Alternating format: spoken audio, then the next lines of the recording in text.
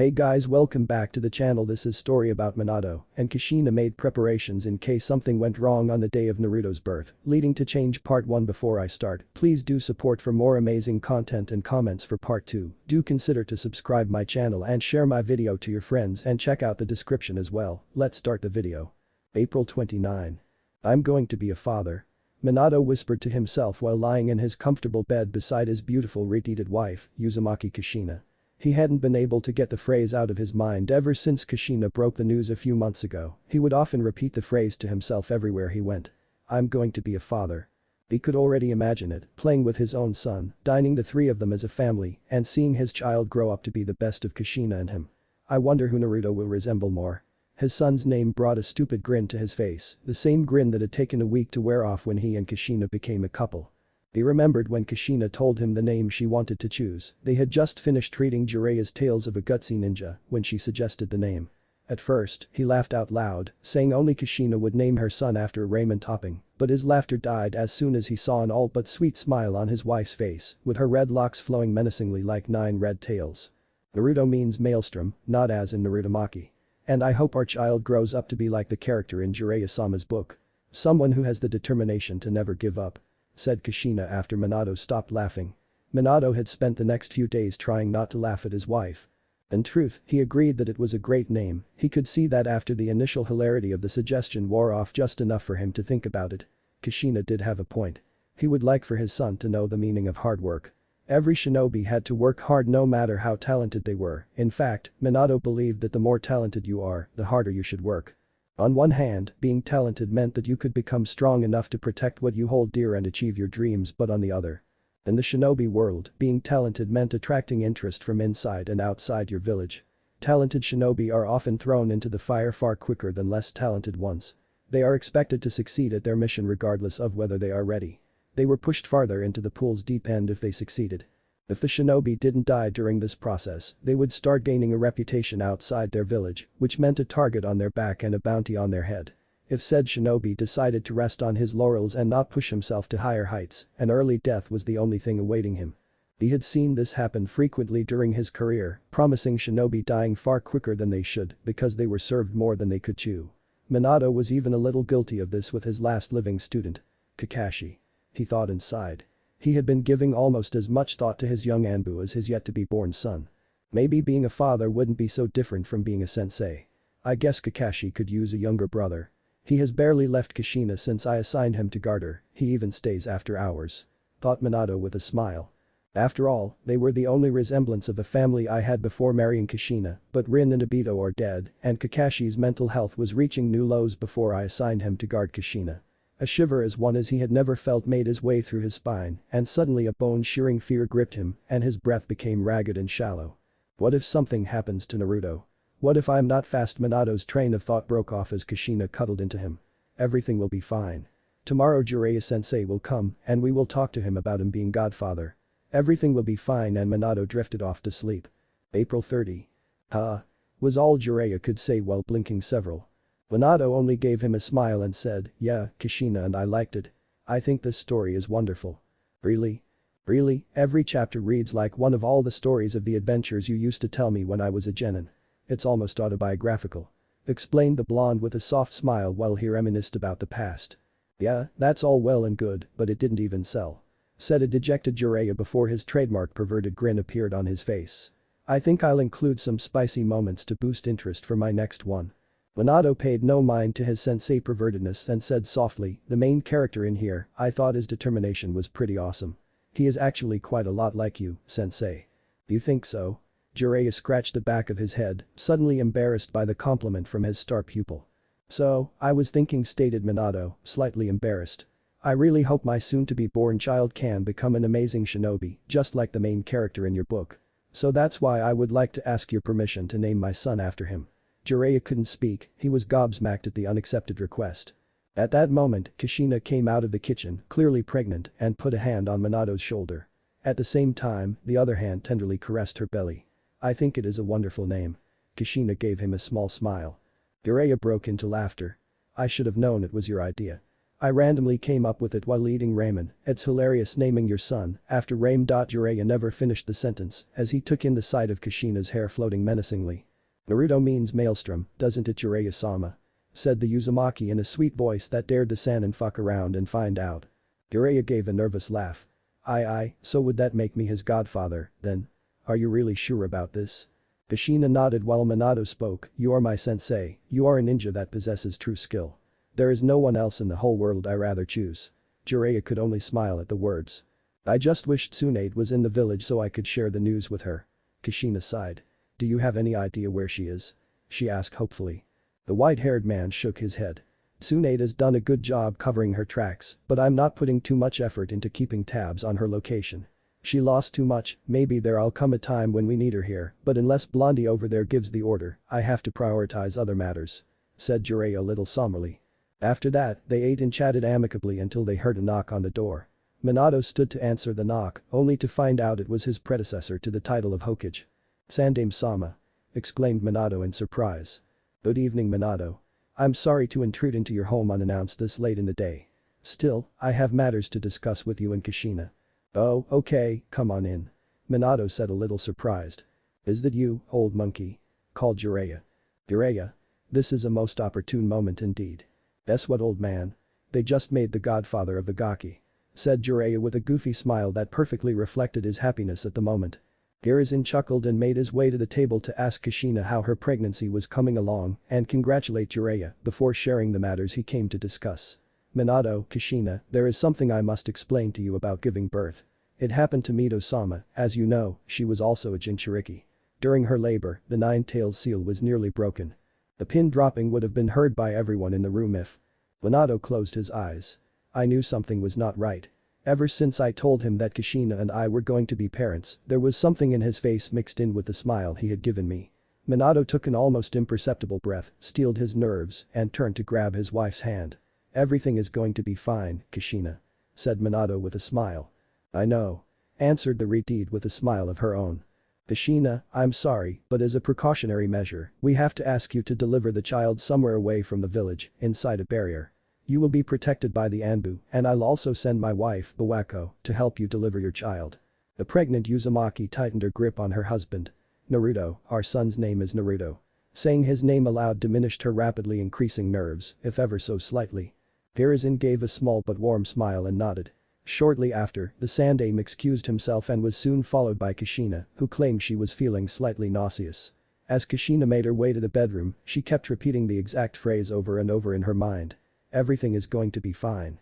Everything is going to be fine. Everything is going to be fine. As she repeated the phrase, a plan began forming in her mind. Everything will be fine, and I don't want to add to Minato's plate with the silly worries of a pregnant wife, but just in case. While Kushina went to lie down, Minato and Jiraiya sat quietly under dreadful silence.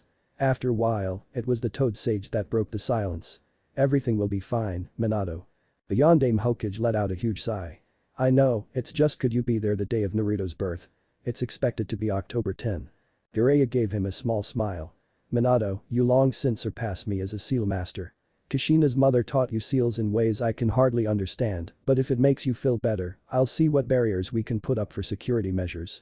As for your request, well, you know I have to keep tabs on my spy network. We may not be at war, but we have to keep a lookout for everything. Aiwa won't be a threat for a while, but Kumo and Kiri didn't come out of the war as bad. Minato knew his sensei had a point. He was needed outside for now, but something in his gut screamed to throw logic out of the window and order his sensei to stay. Jiraiya stood up and headed for the door with Minato behind him. Seeing the distress in his student's cerulean eyes, he put a hand on his shoulder and squeezed slightly. Everything will be fine, Minato. I know, sensei, but just in case. I promise I'll stop to meet my godson as soon as possible. I can already imagine all the fun we will have. I can picture very clearly what he will be like the first time we take to Mount Mamboku. I hope that kid doesn't get used to Kushina's cooking because he will be in for a hard time, as you can remember. Teased Jiraiya to lift the somber mood of his star pupil. Minato's skin color turned slightly green at the memory of Shima's exotic cooking. I'll see you soon, Minato. And Jiraiya bid farewell. Minato sat down on one of the couches and stared into space. Worry started to creep up again in Minato's body, and he did the only thing he could think of. He decided to make a plan. I can let my worry show in front of Kushina. I know everything will be fine, but just in case. With that thought, he went to lie down next to his wife. May 1. Kushina woke up late only to find that her husband was long gone. It seems that Minato woke up early and went to work. Though Kushina as she stretched and swept the drowsiness of her mind. Alright, I have to get started and return before Minato returns, so he doesn't suspect anything. I need to visit the Senju clan compound, Koch-An's and I's old things are still there, since I never moved them after she died, and I moved out. Kushina thought as she got ready. After she finished her morning routine, she was about to leave when a thought occurred to her. She closed her eyes and concentrated. A few seconds later, a smile spread across her face. Kakashi, you have 5 seconds to come out, or it will hurt. 5 4 3 2 A small figure with silver hair, a dog mask and a black coat, appeared before her, kneeling. Kushina-sama. Said the Anbu member with an underlying tone of amusement. Kushina proceeded to smack the Anbu member in the head. Don't Kushina-sama me, Haddock, and take your mask off when talking to me. Said Kushina with a smirk as Kakashi tentatively removed his mask. I'm going to plan a surprise for Minato when Naruto is born, you can still follow me, but I'll need you to be a good boy and not spoil the fun. Okay. Said Kushina as she ruffled Kakashi's hair. Kushina had loved taking the mickey out of all of Minato's students, but she just went the extra mile with Kakashi. Someone had to remember that even though he was already a jonin, he was still young and shouldn't be so uptight and serious all the time. He made no attempt at avoiding this now, he long had learned his lesson about stopping Kushina, but he never could suppress the tick in his right eye. Kakashi just sighed and nodded. He figured that if his sensei had a problem with it, Kushina would manage to protect him. As Kushina made his way to the now uninhabited Senju compound, she started to think back to her childhood growing up there. Ever since the marriage between Mito Uzumaki and Hashirama Senju, every Uzumaki that entered the Konoha was welcomed with open arms into the compound. The compound had a certain natural beauty that couldn't be matched by any other place in Konoha. The tall and robust trees surrounding the compound made you feel in touch with nature, and the air was the purest she had felt the pleasure of breathing in. It wasn't Uzushio, but it was beautiful and was the most at home she ever felt in Konoha before she and Minato moved in together. Kushina entered the compound and made her way toward her old house. It was a house like any other, except instead of only having the Senju clan crest in the door, it also had the Uzumaki clan crest in the original sky blue. She smiled fondly at the old symbol. For some reason, the clan at one point had decided to change the symbol's color to a red that matched the most recognizable physical trait in an Uzumaki. Yet, she could still remember that you could see the original symbol plastered in some places in Uzushio. Kushina's mood soon turned sour as she remembered her home country. She was very aware that most of the younger generation didn't know about the deep ties between Konoha and Uzu. Ever since the fall of Uzushiogakure, most of the knowledge of the once great clan seemed to have died with the village. She didn't fault Konoha for not aiding Uzu, at least not now. She would admit that, at some point, she was resentful of this village for not assisting them. But as she matured, she understood that everything happened far too quickly for Konoha to send help. According to her mother, the concentrated attack from Kumo and Kiri was unexpected. She may understand this now, but it still stung. However, what she couldn't forgive was how the Sandaime had allowed their sacrifice and friendship to be forgotten. It made her blood boil. Thankfully now that Minato was Hokage, it will all be fixed shortly. She had put her foot down that until Minato agreed to change the curriculum in the academy, he would be sleeping on the couch. Minato never had agreed to anything faster in his life. She had spent much of her time planning what should be taught about her clan before her pregnancy. She fondly remembers how she had used Kakashi as a test subject to cram him with every piece of information that would be taught in the academy. Kakashi had kept his expressionless face all throughout her lessons. To anyone else, it would seem like Kakashi just went along as a favor to his sensei, but she knew better. The boy had enjoyed learning about the clan. He is just like Minato in that sense, both would never pass a chance to learn something new. Mused Kushina as she opened the door. Kushina took a deep breath as she entered the house, she took in the sight of the dusty living room where she used to eat with her mother, Akane Uzumaki. She shook her head after a few seconds. There is a reason I didn't come when planning what to teach about the clan, too many memories. She took in a deep breath. I'll better do this quickly for my sake. Kushina went towards the room where her mother kept several scrolls about the clan's history, Kenjutsu, Ninjutsu and Taijutsu. Her mother had brought all of these scrolls from Yuzu for the sole purpose of teaching her. In her words, I won't let any Uzumaki smear the history of the great Uzumaki clan on why watch, much less my own daughter. And that is why Kushina was drilled into the ground with studies since a young age. At that moment, Kushina had loathed her studies, but now she could look back and appreciate the memories fondly. I understand, Mom. Naruto will also grow to represent the clan and make us proud. Said Kushina under her breath. Slowly, without her noticing, her clan pride had grown. Though it didn't quite reach the hubris the Uchiha and Hyuga displayed, she still was incredibly proud of her clan's history. She would be damned if Naruto wasn't proud of being an Uzumaki. Kushina bit her thumb, spread some blood on the doorknob, and opened the door. Kushina then undid the additional security seals her mother had put in place. After taking care of the security measures, she selected every scroll she had dimmed, important enough for Naruto to have. She divided them by Kenjutsu, Ninjutsu, Taijutsu, and clan history. She ordered them according to their rank or, in the case of the clan's history, chronologically. She then took 4 larger scroll seals and proceeded to modify the matrix. She took a while to plan how to modify the storage seals, but she got an idea after brainstorming. It shouldn't be that hard, just a bit tricky and long. I guess no one really has a reason to develop such a seal yet and record the knowledge. Kushina started to work with some ink and brush she had brought along with her. After brainstorming how to go about this, she modified the sealing matrix and added some kanji to the scroll. What she wanted to create was essentially a layered progressional storage seal. The 4 scrolls were going to be stored in a larger sealing scroll. Inside the bigger scroll, 4 kanji would appear. History, Kenjutsu, Taijutsu and Ninjutsu. Once you entered the chakra into one of the kanji, the seal would release the current lowest ranking scroll of the chosen subject. In the bigger scroll, questions would appear to test your knowledge on the scroll you took out. It took Kushina a couple of hours, but she had figured it out and now she only had to add the question to the larger scroll. She would be doing this during the remaining months of her pregnancy. She put the storage seal on her bag, stood up, and stretched. Kenjutsu sure is a wonderful thing. She said to herself. Kushina decided to go home before it was too late, but she passed by her old bedroom door before she left. She stared at the door for a moment before letting out a sigh and opening the door. She explored her old room for a while before finding a box filled with small red books. She smiled softly, grabbed one of the books, and opened it. My old journals. I stopped writing years ago, but maybe I should store them in another scroll for Naruto. She quickly followed with her line of thought and sealed her journals into another scroll. After that, she made her way home. Meanwhile, Minato was at one of his safe houses, reviewing several of his notes. At the beginning of their relationship, he and Kushina had bonded a little over their writing hobby. Kushina initially had only kept a journal to cope with her loneliness due to being an outsider. She stopped writing a couple of months after they began their relationship. Minato, on the hand, never stopped writing. He had too many thoughts in one day not to write them and keep them stored for a later date. Today was precisely that date. Minato was looking at all the journals he had written through his years. The Rasengan and its multiple steps, as well as theories on combining with chakra nature, Kenjutsu, tactics, the Hiraishin with the improvements he had made and derived jutsu he created, daily thoughts, and his own fighting style. Minato's fighting style had 3 different variations. The first was based on a relatively simple style, although it could be pretty risky. If the user didn't have the speed and reflexes to execute the style properly, the enemy could exploit the small openings in the user's guards. The second variation focused on quick slashes, stabs, and counters with a kunai. This style had a particularity that was almost exclusive to Minato.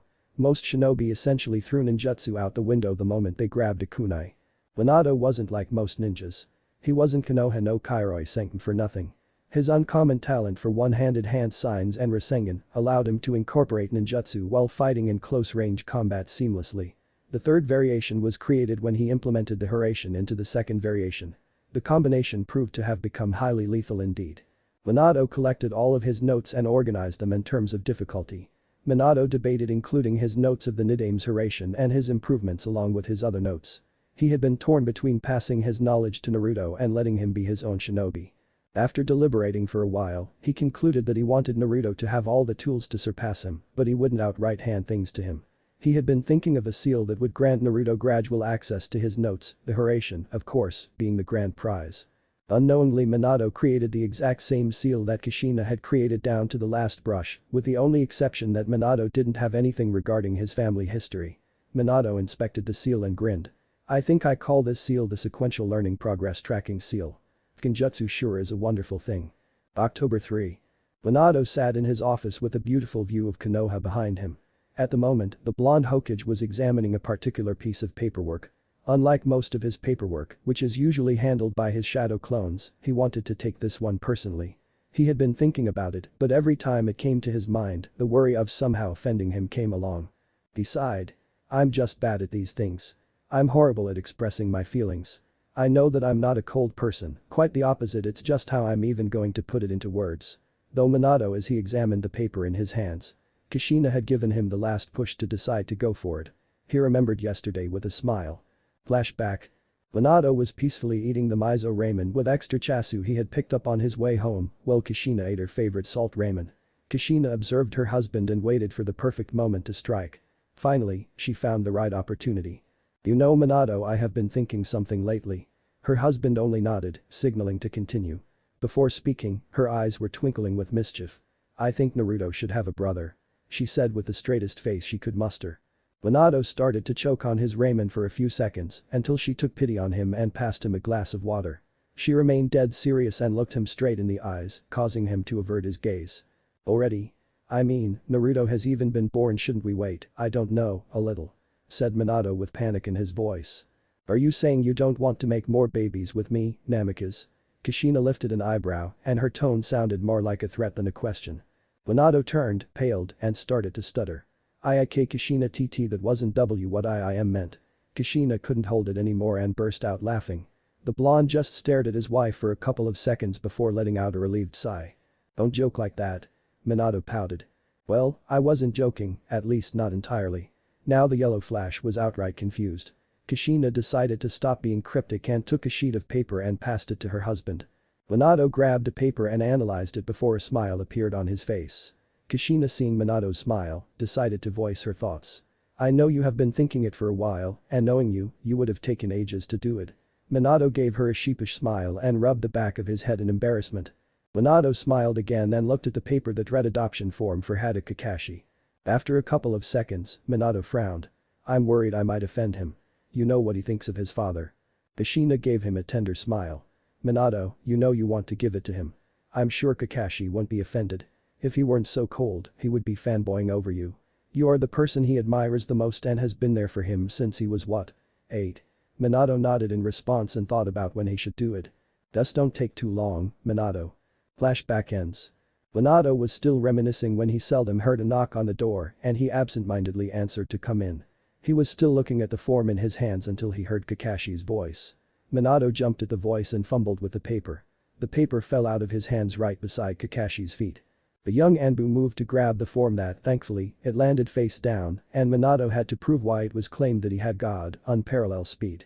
After returning to his seat in less than the blink of an eye, he spoke rather nervously while rubbing the back of his head. "Sorry Kakashi, it's classified information, yes, very classified."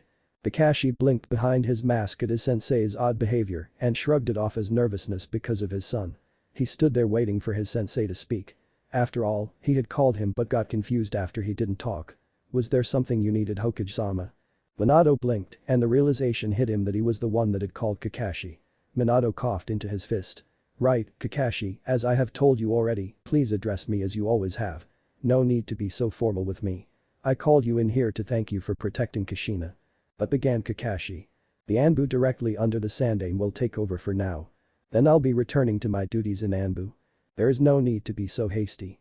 Take a week or two off before you return to your duties," said Minato with a smile. Kakashi nodded, bowed, and exited the office, but Minato remembered something before he left. "Kakashi, wait." Minato turned his gaze to look down at the adoption form and he felt his mouth go dry and couldn't get the words out. "Hi. Ah, never mind. I'll tell you later." Kakashi just nodded again and exited the office. Minato let out a sigh of frustration at not being able to talk with Kakashi about the adoption. He put the form back in his pocket and looked at the clock.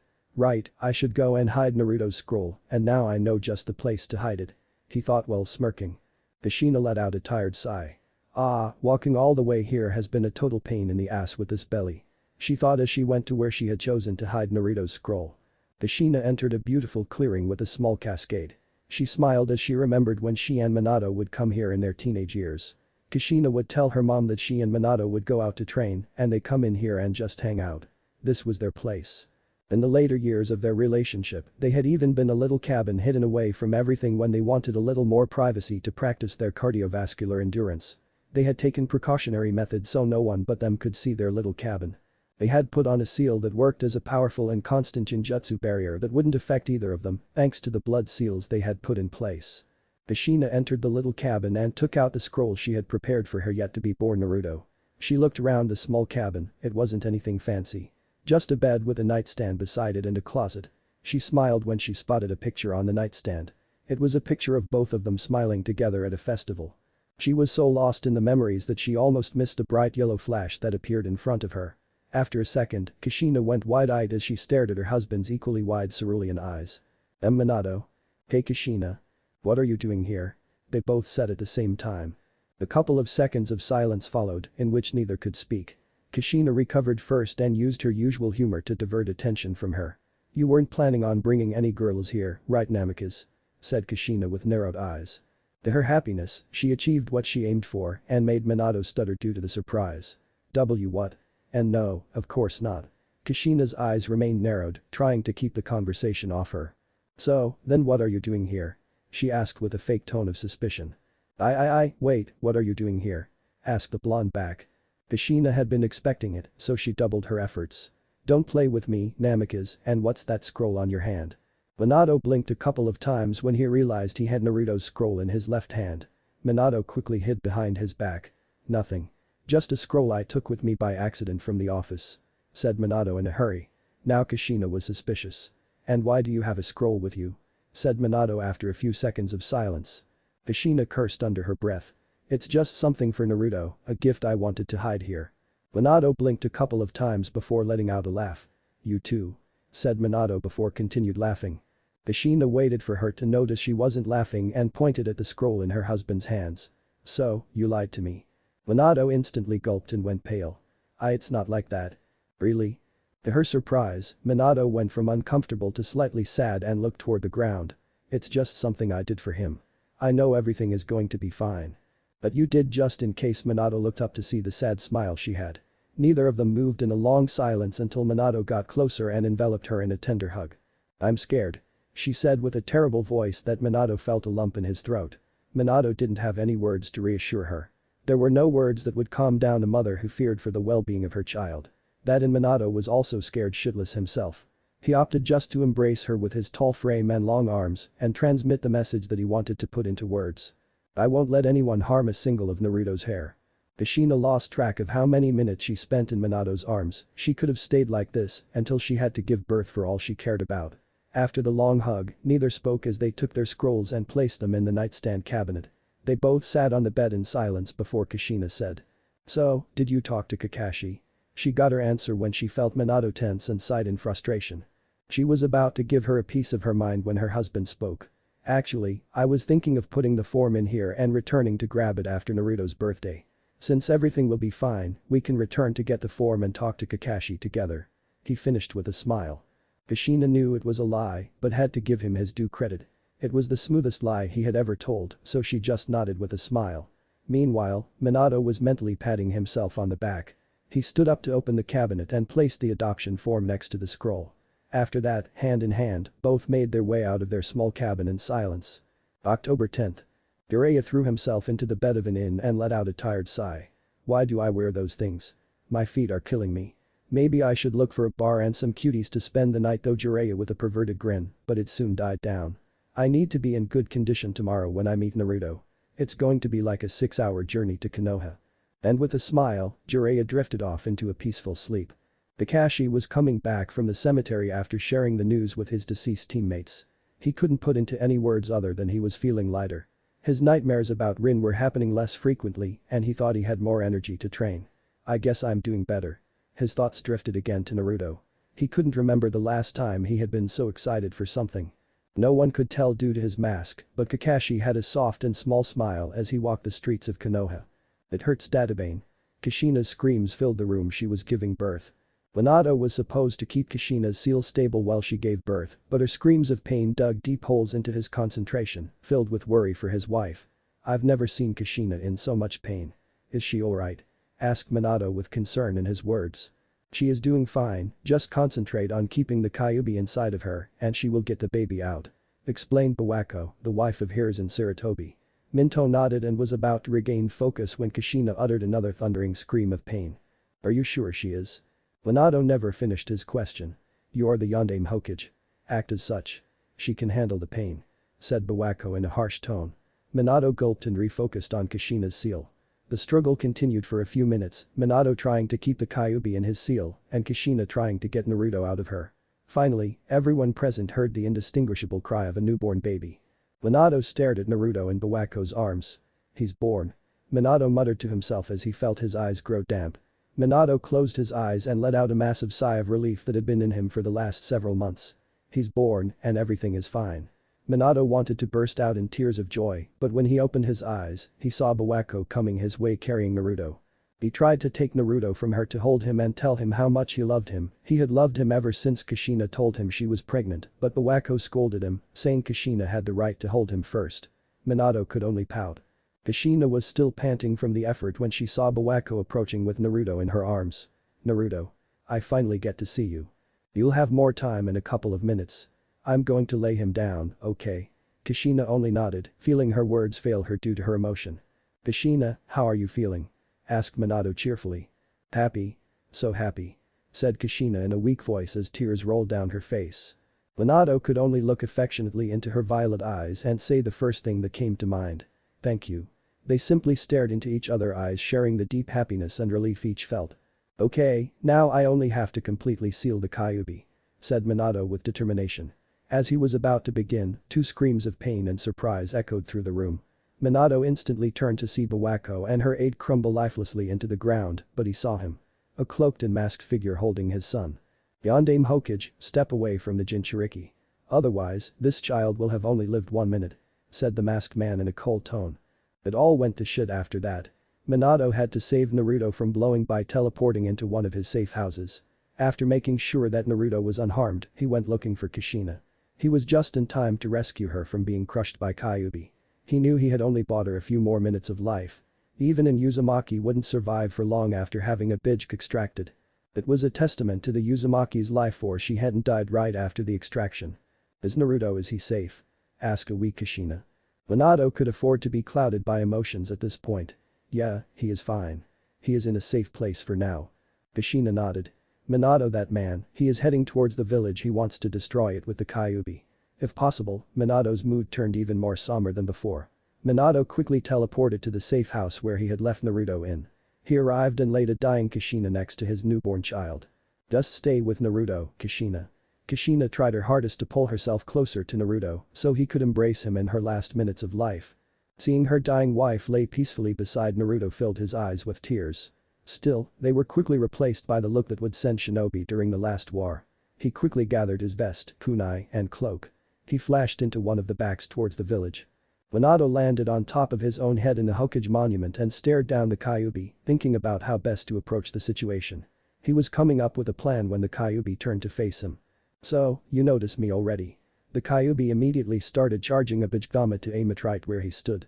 "You won't get your way here," screamed Minato, performing 4-hand signs as the massive pure chakra flew toward him. "Hurration. Mrai." Massive kanji appeared before the Kyuubi's attack as it swallowed the Bijgama. A couple of seconds later, an explosion was heard in the distance. Minato was about to do the hand sign to summon Gamabunta when he felt a presence behind him. He quickly turned to slash with his kunai but was surprised when he saw his arm go through the head of the masked man until it reached at his hand and he held it in a vice grip. Minato's world began to spin as he felt himself being sucked into a spiral. Thinking quickly, he flashed to a kunai on the outskirts of the village. Minato landed harshly on the ground as he analyzed what had just happened. "My attack missed, but he materialized and instantly tried to drag me in. What is that jutsu?" As he finished that thought, a spiral formed as the masked man materialized from nothing. As Minato stared into a single hole on the right side of the mask, he saw a bright red eye with 3 tomo. "I won't let you get away," announced the masked man. Minato stood up as he kept analyzing his mysterious opponent.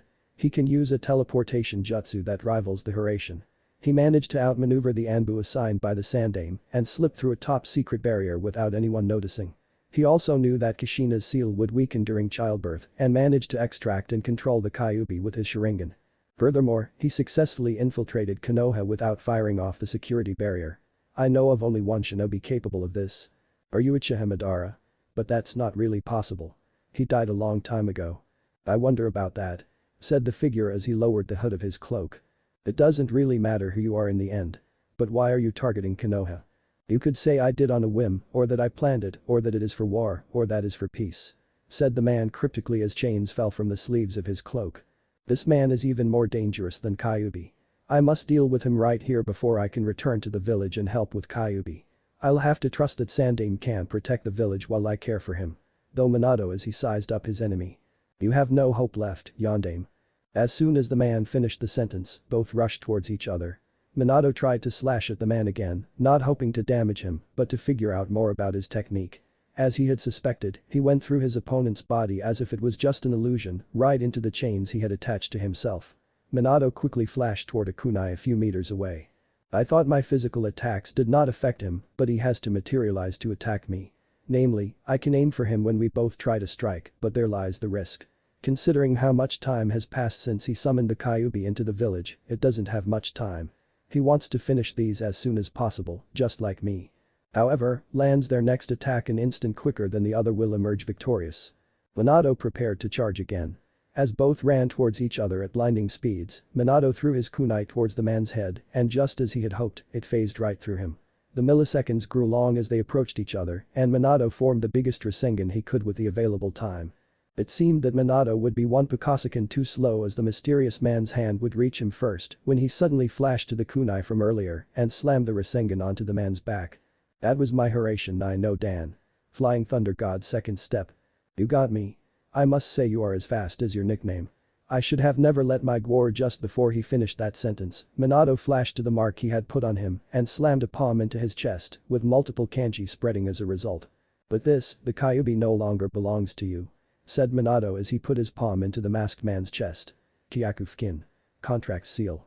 After negating the control the man had over the Kyuubi, Minato moved to slash the man's throat, but the man disappeared and appeared a few meters away. I must hand it to you.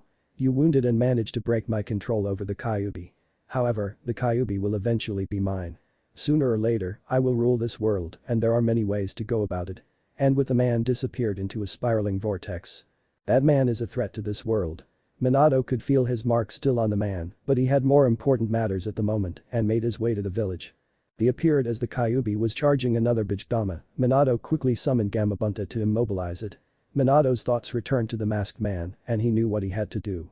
He started molding chakra and suddenly he and the Kyuubi disappeared and a bright explosion was seen in the distance by the Sandaime. The panting Minato landed with an agonizing Kushina and Naruto. I must put a barrier up immediately. He told his wife while panting. But my chakra is almost. I can still do it, Minato.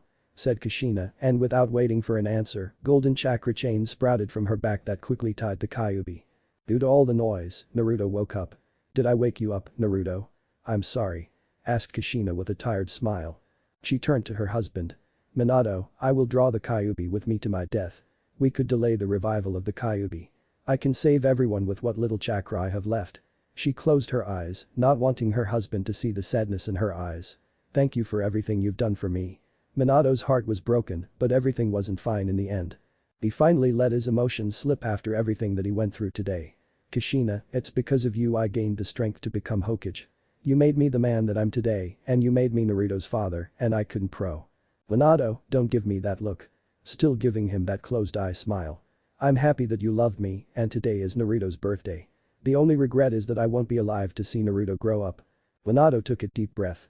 Kushina, there is no need for that. Tears slipped from his eyes. Preserve as much chakra as you can and mold it in 2 different parts for a reunion with Naruto. Kushina's head snapped up. I'll seal all of your remaining chakra inside Naruto. 1/2 will be part of the Haki Fukin. 8 trigram seal, the other will be part of the Shinzui Fukin. Essence seal. But Minato. Kushina, let me finish. I will only seal half of the Kyuubi in me. I'll have to use the Shiki Fukin. Reap Death Seal to split the Kyuubi's chakra. The other part I'll seal it inside Naruto. Kushina was about to protest, but Minato didn't let him. I learned 2 things today. First, the masked man who attacked today is a harbinger of disaster, and second, the one who will stop him is this child. I believe Naruto will open the future as Jinchuriki. I don't know why, but I'm convinced of this. Minato started to make one of the last sets of hand signs he would ever perform. When the Shinigami himself appeared floating behind Minato. Kushina, let's put our faith in him. He is our son, after all. I'll seal part of your chakra in the Haki Fukin. 8 trigram seal, and the rest I will seal in the Shinzui Fukin. Essence seal. You will be able to meet him twice. Once when he attempts to control the Kyuubi's chakra and another when you feel he needs you the most. You have no idea, you don't even know the burden you are putting him under. Being a Jinchuriki is a curse. I had it easy compared to others. I found you and a few friends, and only very few people know my status. And also, why use the Shiki Fukin? Reap Death Seal. So that we can meet an older Naruto briefly when you could be there for him. You don't need to die. Screamed the panting, furious, and slowly fading Kushina. After a few deep gasps of breath, she continued. I want you to stay by Naruto as he grows up and protect him. You're dying for what? To protect the balance of Bij between the nations. To give a chance to meet him. For the village's sake. Why must Naruto be sacrificed? Streams of tears flowed freely from her eyes. Minato's expression was a mix between sadness and determination. To forsake one's village is the same as forsaking one's child. That is what my title of Hokage means. Your own homeland was destroyed, so you, of all people, should know why I'm doing it. As his mother should know, I hate doing it. And you are right. I don't know what being a Jinchuriki is like, but I know you do. That's why you need to be there for him, he will need you more than he needs me. Have faith in him, Kushina, he is your son, after all. Minato gave her a smile. I know he will be able to shoulder his burden even better than you did. Kushina only gave a nod in response as tears kept falling. A couple of seconds later, the spectral hand of the Shinigami went through Minato's belly, went after the Kyuubi, ripped a part of the Kyuubi's chakra, and dragged it to seal it into Minato. The Kyuubi's size was cut in half, and its chains loosened unbeckoning to the couple. At that moment, Minato got distracted by seeing Kushina fall to the ground coughing. The Kyuubi used that opportunity to try to kill the baby he would be sealed into by crushing it with his claw. Minato and Kushina turned in time to stop the deadly claw. Minato performed the Hakifukin and sealed the Kyuubi in Naruto before preparing to perform Kyokufukin. Kushina, I will seal the remaining of your chakra in Naruto now. You won't be able to talk to him for a while, so. Kushina nodded. Naruto, we don't have so much time. I just want you to know that we love you so much that it breaks our hearts to leave you. I'm sorry we won't be there every day. I'm so sorry. I'm so sorry we won't be able to play with you, that I won't be there to spoil and scold you at the same time. I'm sorry I won't be able to see you smile. Kushina was now sobbing and Minato was openly crying. Naruto, I'm sorry. I didn't want to put such a heavy burden on your shoulders. I have faith you can handle it, be strong, Naruto. Know that we will always love you. A few seconds later, the barrier dropped and the third Hokage ran to their aid. Sandaime, I want people to know that Naruto is a hero, said his successor before he died. October 11th. Jiraiya woke from a restful sleep and quickly showered to head to Konoha. He was giddy at the prospect of meeting his grandson. I wonder who the Gaki resembles.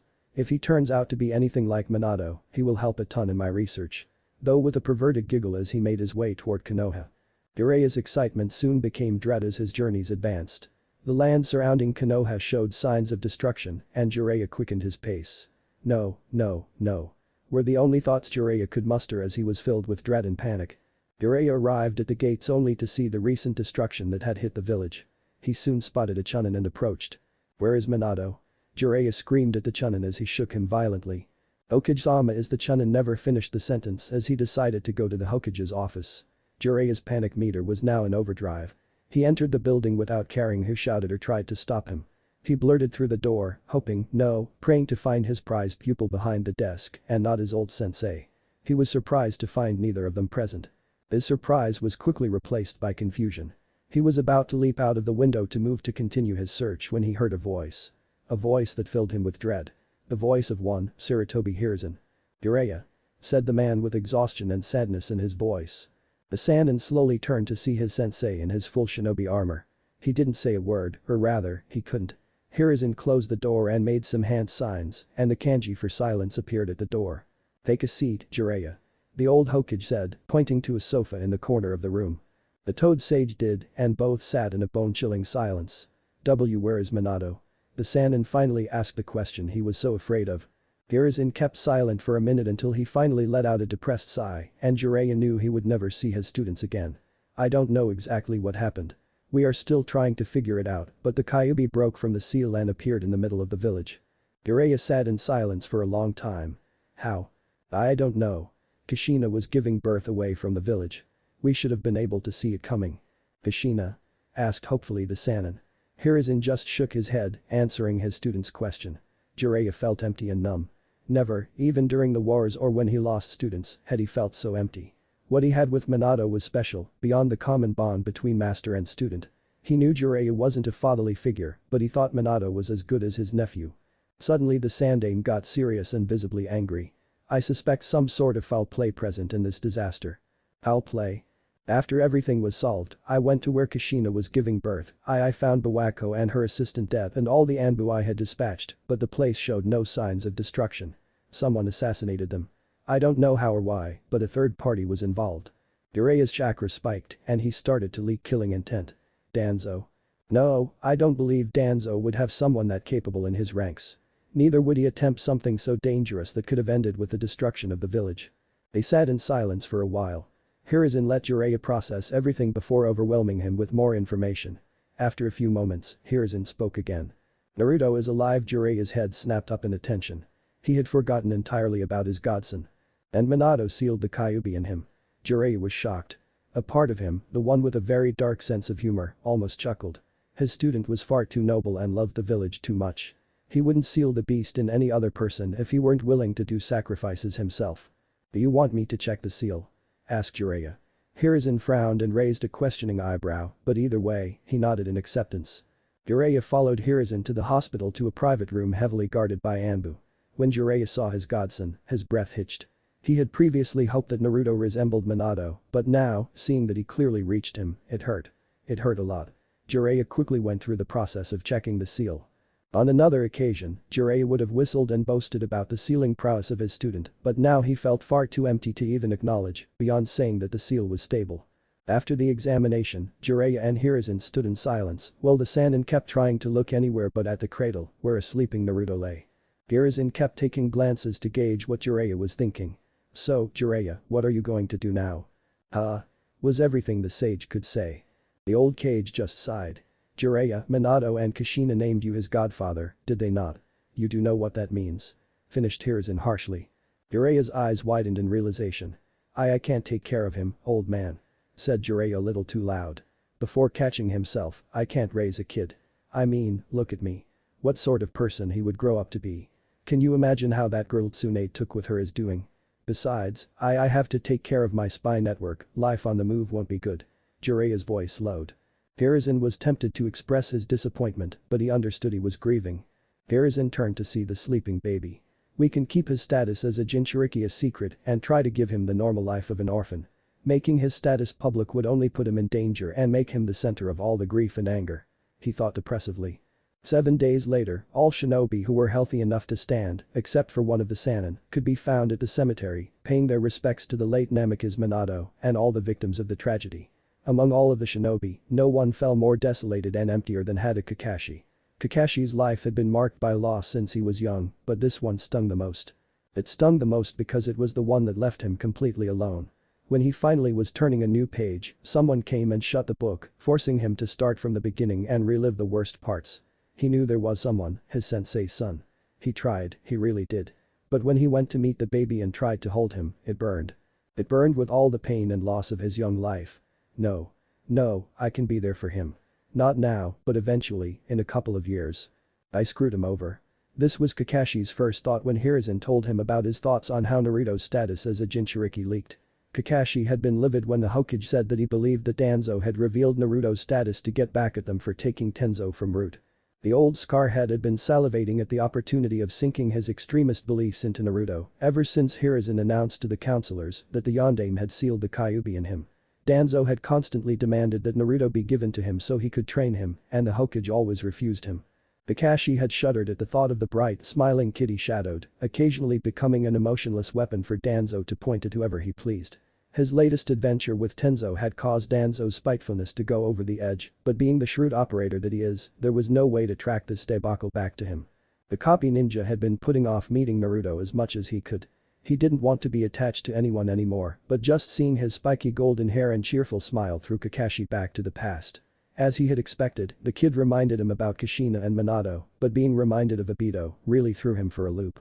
He couldn't quite place it, but something made Naruto a constant reminder of his late teammate. He even gifted him a pair of green goggles as his inside joke. He had left them at his doorstep on his 4th birthday, and to his delight, he had never seen him without them.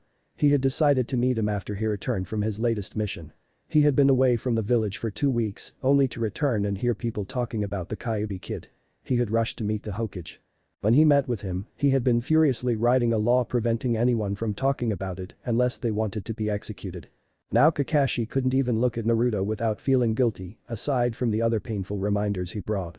He was returning to Anbu headquarters, the sun had already set and the pure white snow covered most of the streets. Then, he saw a small, shaking figure walking alone in Konoha's desolate and freezing streets, trying to tie a scarf as red as his mother's hair. Kakashi mentally sighed, silently approached the blonde kid and knelt before grabbing each end of the scarf and tying it properly. For as loud and bright as Naruto was, he was also equally curious. So, seeing a man in a mask approach him genuinely perplexed and intrigued him. It took him a moment to realize that said man was tying up his scarf and he tried his hardest to memorize how he was doing it. When he finished, the Anbu member just silently stepped back. "What is your name?" asked a curious Naruto as he approached the masked man. Kakashi stood in silence for a while before answering. "Inu."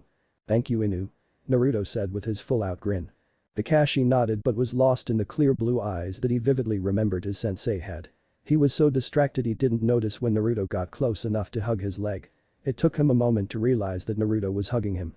As soon as he realized, the same feeling he had when he tried to carry Naruto when he was born returned. Yep, it still burned. It still hurt.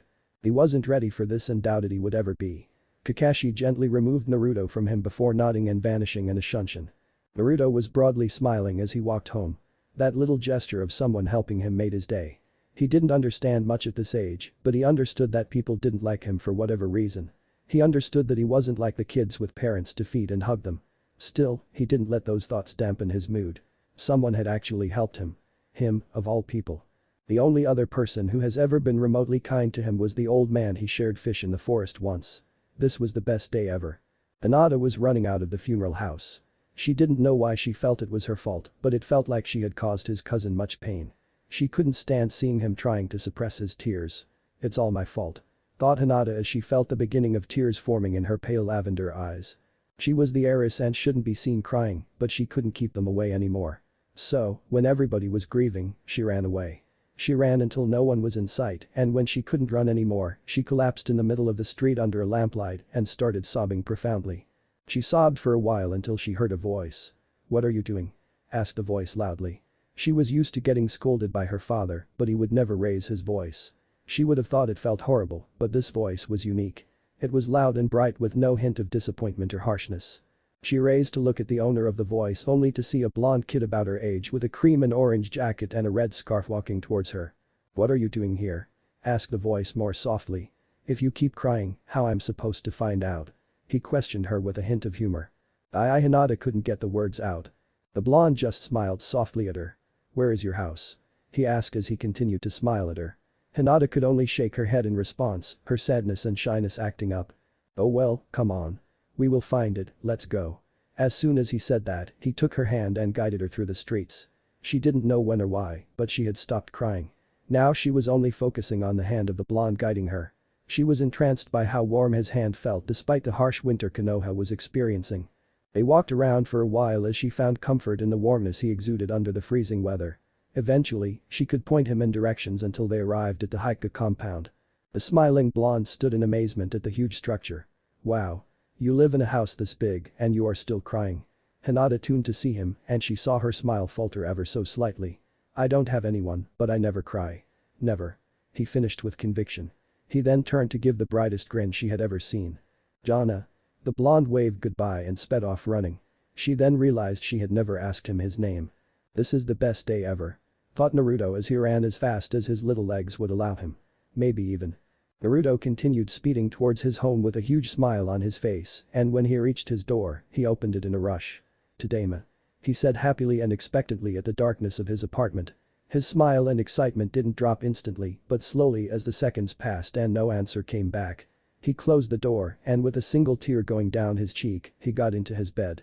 The sun was setting in Konoha and Naruto held a small frown as he walked down the street. It was the day before his 6th birthday, not that he was looking forward to it. He noticed that the glares were increasing as his birthday grew closer and he doubted they would stop tomorrow, but at least he planned to treat himself to something. He had been saving money for a long time now. His frown disappeared as he arrived at the place he was looking for, a small store that sold masks, but Naruto wasn't going to buy any mask. He smiled softly as he remembered when Inu helped tie his scarf. He was going to buy a mask that looked just like Inu's. He scanned the store for Inu's mask and found one that looked similar. He let out an excited sound. One moment he was excitedly counting his rim and the next, he was on the ground as the little money had saved spread through the streets. "You brat. Go away," said the deep voice of a man. Naruto looked up at the voice, and his eyes met the face of an angry man with a thick mustache and brown hair. He concluded that he was the owner of the store and the one who shoved him. "What's the problem?" complained the little blonde from the ground as people gathered to see what was happening. No one batted an eye when they saw who the store owner pushed, even if it was just a 5-year-old child. "What are you doing here? Go away, you plague," yelled the store owner. Naruto wasn't surprised anymore by the glares he received everywhere he went, but something made this man's glare different. Naruto had never seen anyone looking at him with so much hate. "What? I was only looking to buy that mask." Naruto's voice had started as a scream, but with every word, it got softer and sadder. "You want that mask? Here you can have it and never let me see you again," said the owner, throwing the mask and hitting Naruto on the head with it. Naruto gave the man the best glare he could muster. He had been practicing it for a while now. He didn't know it, but his glare would somehow turn his cerulean eyes into ice blue as cold as a blizzard. He got up, dusted himself, and went to grab the mask, and when he looked up, he saw that more people were glaring and murmuring at him. "What do y'all want? Why are you looking at me like that?" His first question came out as a loud demand, but the latter was sad and pleading for answers, and in a much softer tone. He grabbed the mask and ran towards his apartment. When he reached his place, he threw the mask at the wall and slammed the door behind him. He slid it down, resting his back against the door, and brought his knees to his chest. "Why me? Why do they look at me like that? What did I ever do to them?" Naruto sat there brooding for a long time. It wasn't until his stomach growled that he snapped out of his depressing thoughts. He made his way to the fridge only to find it empty. He sighed. He would have to buy something. He only bought fruits or things he needed to heat up because he couldn't cook. His hand went to his pockets to count his rim only to find them empty, and he groaned. "I dropped everything I had when that man pushed me, and I forgot to pick it up." Naruto thought angrily before his thoughts became more depressing. "I'm such an idiot. I guess I'll go to the forest and see if I can catch something, but it's already night." Though Naruto was a little scared of the prospect of going to the forest so late at night, then his stomach sounded again, and he made up his mind. "I'll go quickly, and if I can't find something, I guess I'll just return and wait until the old man brings me money to buy food." Naruto frowned. Digi should have already been here. He just sighed in resignation and got ready to head out. "It's raining. Seriously?" As he was walking through the mostly empty street of Konoha, a smell hit his sensitive nose. It smelled delicious. He had never smelled something so mouthwatering. He was actually drooling a little before he noticed. He forgot about heading towards the forest and unconsciously followed the smell. He arrived at a small restaurant and was about to enter when he remembered what had happened earlier. He was about to leave when he saw a man waving at him to come over. Naruto was very reluctant to get close to the man, but the man smiled at him and spoke. "Come on, kid, you will get sick if you stay under the rain." Naruto shyly nodded and entered the restaurant. "Take a seat, kid." Naruto still was reluctant, but he decided to sit. "Here, dry yourself. You will be sick if you remain soaked," the man said with a smile. Naruto wanted to say he never got sick, but he still accepted the towel the man offered. The man noticed that the kid still looked a little afraid. "You know that I don't bite, right kid? Unless you are made out of food." Naruto stared at the man for a moment before letting out a laugh together with the old man. Seeing that the kid was more relaxed, he decided to ask questions. "What are you doing in the rain? Where are your parents? Are you lost?" A smile that Naruto had instantly vanished. "I don't have parents," said Naruto in a whisper but loud enough to be heard. "I was planning on going to the forest to get some fish, but I got distracted." The man at first thought it was a lie, but seeing the sadness in the boy's eyes told him that it was nothing but the truth. "What the heck is this kid doing here? The orphanage is on the outskirts of the village." "My name is Tucci, kid. What's yours?" "Uzumaki Naruto." Now his voice had fear and sadness mixed in. "Ah, that explains it then." Of course, he knew who the boy was. You would be surprised how much you hear in the stands of a restaurant when the customers think nobody is listening. Tucci took a second to look Naruto over. He was small and rather skinny for what Tucci guessed was his age, and also looked scarred and ready to run at a moment's notice. "He is just a kid," though Tucci sadly. "Well, Naruto, are you hungry?" asked Tucci gently. Naruto quickly shook his head, but his stomach growled, completely contradicting his mannerisms. Tucci grinned. "Are you sure, Naruto? I think your stomach says otherwise." Naruto answered by murmuring something Tucci didn't quite hear. "Sorry Naruto, what did you say?" "I don't have any money," said Naruto loud enough for Tucci to hear. Tucci wanted to slap himself. He should have known. "Don't worry about it, kid. I'll give you a bowl of ramen to fill your stomach," Tucci offered as he made his way to the kitchen. "Ramen?" asked Naruto raising an eyebrow. Tucci stumbled and nearly fell. He turned around to look at Naruto in surprise. "I would have thought you would know, given your name." Even my name? Naruto was visibly confused by that statement. Yeah, I would guess you were named after Narutomaki. That didn't do anything to alleviate Naruto's confusion. It's something you eat with ramen. Offered Tucci, which seemed to clear the confusion. That or your name means Maelstrom. Naruto frowned in deep thought before speaking. I like Maelstrom a lot more. Tucci chuckled. Alright Naruto, Maelstrom it is. And Tucci went to prepare the ramen. A few minutes later, he came out with a steaming bowl and placed it in front of Naruto. Naruto's eyes went wide as saucers as he looked at the bowl. Tonkatsu miso ramen. I made it extra special since it's your first time eating ramen. Itadakimasu, said Naruto cheerfully. Naruto brought his chopsticks to his mouth, not knowing what to expect, but as soon as he tasted the ramen, he stopped. Tucci was about to ask if something was wrong when Naruto screamed. It's delicious, Ak-chan. Thank you so much. And Naruto started eating at speeds that Tucci rarely saw. At that moment, Tucci's daughter came out of the kitchen. "Tusan, what is that noise?" The noise in question was Naruto slurping his noodles. "That my daughter is the sound of a very satisfied customer." AM turned to see who was eating at the same time. Naruto looked up to see who the new voice was. "Oh, isn't he cute, Tusan?" AM had stopped Naruto from eating and was now affectionately grabbing his cheeks. Tucci was about to scold AM, but noticed that even though Naruto had turned deep shades of red, he wasn't complaining, so instead just chuckled. After AM had stopped, Naruto was rubbing his sore cheeks. "That hurt En-chan." After hearing him call her that, she quickly started pulling Naruto's cheeks again. After Naruto finished his ramen and AM stopped pulling his cheeks, Tucci said he was closing the restaurant and willing to walk Naruto home. When they arrived, Tucci was surprised by Naruto's apartment. It wasn't fancy, but it was pretty good considering he was an orphan. "Alright, Naruto, I expect to see you soon. If you ever need anything, stop by, okay?" Naruto nodded and beamed at Tucci, who ruffled his head, and then AM started to pull his cheeks again before they left. Naruto went to bed feeling happier than he had in a while. Naruto was happily walking in the streets of Konoha, holding someone's hand as he pointed at different stores. He noticed an older man holding his hand. He tried to turn his head to get a look at him, but the man's face was dark, as if a shadow covered it. He also noticed that people weren't glaring at him. They were smiling and waving. He was about to wave back at them when he heard a voice. "Hey, kid. Want a mask? I'll give your dad a discount. How does that sound?" Naruto was about to ask about his dad when he assumed it was the man holding his hand. "I'll buy you the mask, Naruto," said the man as he ruffled Naruto's hair. "We are not that far from the house, can you get there by yourself? I want to stop and buy your mother some flowers, but I guess it would be too boring for you, no?" Naruto nodded excitedly and hugged the man, still unable to see his face. Naruto didn't know where his house was, but it seemed his feet did as they moved of their own volition, not that he was complaining. He quickly arrived at a door, opened it, and screamed. "Tadaima."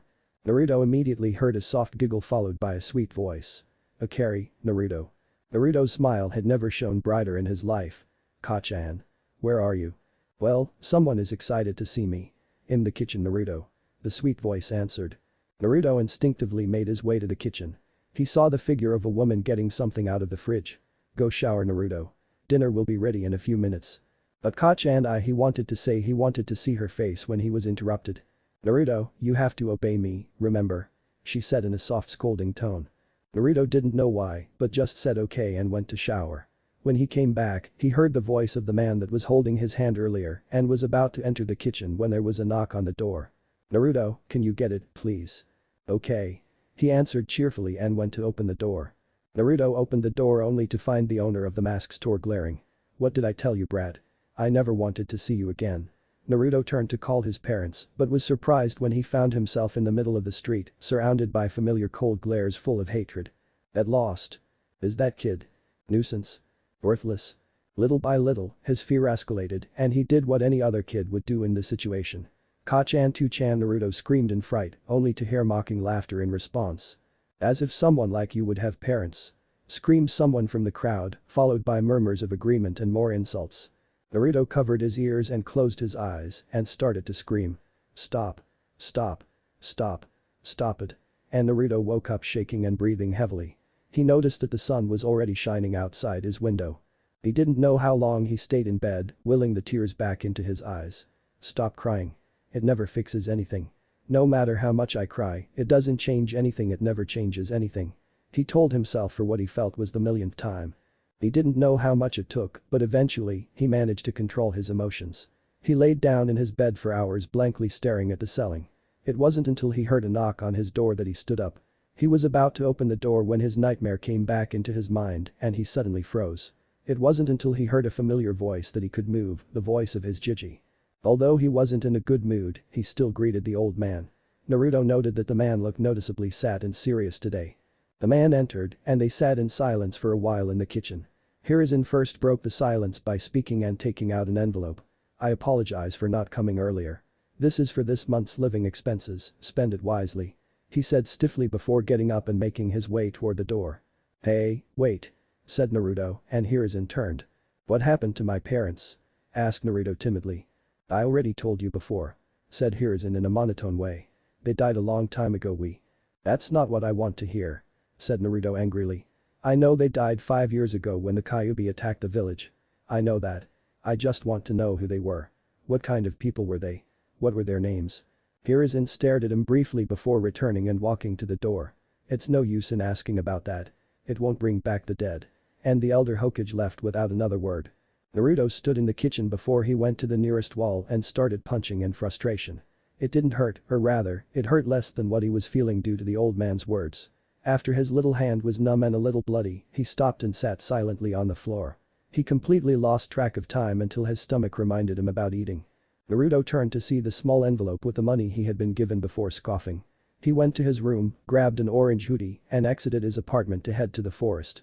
Naruto was returning from the forest and it was already dark. It had taken him a little longer to catch enough fish this time due to how frustrated he felt. He was still bitterly thinking about his conversation from earlier and chuckled bitterly at the memory. He didn't realize he had taken a different route until he reached a clearing filled with stones and a big monument. It took him a few seconds to realize this was Konoha's cemetery. He thought about his parents and wondered if they were there. He started looking through the names of the headstones with concentration. He was so concentrated that he only heard the horrible cries of pain and anguish when he was too close. He saw a man crying and kneeling in the grass with several empty glass bottles at his side. Hey, are you okay? Asked Naruto with concern. The man looked up and realized it was yesterday's store owner. When the man saw Naruto, his eyes blazed as hot as hell. You monster. You took them away from me. The love of my life and my precious daughter. The man's words were coming out slurred. He made to stand up but fell. Naruto stared at the man in confusion and shock.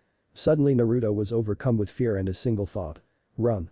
Naruto quickly turned around and started running. It was even 10 steps before he tripped on one of the tombstones and felt his right ankle twist painfully. The man slowly made his way toward Naruto, swaying with every step he took. He was meters away from him when a familiar white mask with red markings and spiky silver herd appeared behind him and delivered a chop to his neck, causing the man to fall unconscious to the ground. Kakashi eyed the man at his feet with disgust. He had never thanked Kami for being here, but now he was grateful for at least this once. He doubted that the man would go as far as to kill Naruto, but he was sure the blonde wouldn't be unharmed if he didn't step in. Inu! Screamed Naruto in relief after a while. He tried to stand up, but his right ankle failed to hold his weight. Kakashi looked up to see Naruto struggle to stand up. Are you hurt? I think I twisted my ankle when I fell. Naruto winced as he tried to stand. Can you walk? Naruto tried again but couldn't. Kakashi just sighed. I'm a glutton for punishment, aren't I? He thought as he approached Naruto. Climb into my back, I'll carry you to your home. Naruto stared at him briefly before nodding and climbing into Kakashi's back. Are we just going to leave him there? Naruto asked, surprising Kakashi. He will be out for a while, I'll be back for him after I drop you off. He answered and felt Naruto nod against his shoulders. Kakashi was surprised by how quiet Naruto was. They had been walking for a while now and he barely made a sound. Naruto always seemed to be about to explode with all his hyperactiveness. Inu? Naruto suddenly spoke. Why did that man say that I took away his daughter? Did I ever do something wrong? I don't remember doing anything like that and my pranks are mostly harmless. He also said I was a monster. I'm a monster? He asked in a low voice devoid of his usual brightness. Shit. Think quick though, the copy ninja. He was drunk and you didn't do anything wrong, nor you are a monster. He had half a mind on telling him to stop with his pranks. He doesn't even know the number of D-rank missions Genin squads have nowadays because of him. Drunk? What's that? It's what happens when you drink too much sake. It makes you act differently and say things that aren't true. But sake. A drink you will try until you are much older. He felt Naruto nod against his shoulder again and they remained quiet for a while. You know, yesterday I tried to buy a mask from that man. I wanted one that looks just like yours. It wasn't the same, but it was pretty close to yours, Dadabeo," said Naruto with a little more energy. Kakashi felt a stab of pain when he heard the similar verbal tick Naruto shared with Kushina, but continued to talk. "Did you buy in the end?" Kind of. I mean, the man pushed me out of the store and threw the mask at me, and I just left after that. I have the mask, but it's broken." Kakashi seldom paid attention after hearing that the man pushed and threw the mask at Naruto. He was too busy deciding how long he would wait to take the man to Konoha's police department. 10 minutes should be enough once he wakes up. He concluded mentally before answering. "I see. Were you alright?" "Yep," answered Naruto plainly before they once again fell into silence. "Alright, here we are. Can you walk now?" Naruto climbed out of Kakashi's back and walked. "Yeah, I feel much better now. Thank you so much, Inu." At speeds that would have Minato proud, Naruto hugged Kakashi fiercely. Kakashi just patted him on the head before turning. "Good night." Naruto got visibly deflated. "And happy birthday." Naruto's mood instantly improved and he gave Kakashi a wide grin. Kakashi later realized that I hadn't burned to hold Naruto this time. He smiled softly as he returned to the cemetery to spend some time with the guy he had knocked out before throwing him to the police force. The next day Naruto woke up and was about to leave his apartment to buy food when he saw a package on his dining table that wasn't there yesterday. He cautiously opened it, hoping it wasn't a prank, only to find a mask identical to Inu's. No amount of glares or under-the-breath insults could do anything to wipe the huge grin of genuine happiness off his face during the rest of the day. January 11th. The day is the day my journey to become the greatest Hokage ever begins, Dadabeo. Though Naruto as he woke up to the sound of an alarm ringing. The academy lasted 6 years and you could start to attend when you turned 6. The first 3 years were pretty much regular schooling with an introduction to chakra theory and Taijutsu, shinobi world history, and weapon throwing. In the last 3 years, you had a more advanced Taijutsu class that lets you spar with your classmates, advanced chakra theory, introduction to ninjutsu, introduction to genjutsu, tactics, and overall shinobi skills.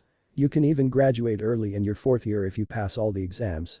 However, you still need to complete the 2 remaining years unless the Hokage approves you to become a genin. He quickly took a shower and dressed. He put on his black knee-high shorts, black ninja sandals, and his favorite orange shirt with Konoha's symbol in black and green goggles before heating some instant ramen. Naruto had been waiting for a few months to be able to enroll in the ninja academy and finally, with the new year also came the first day of the academy.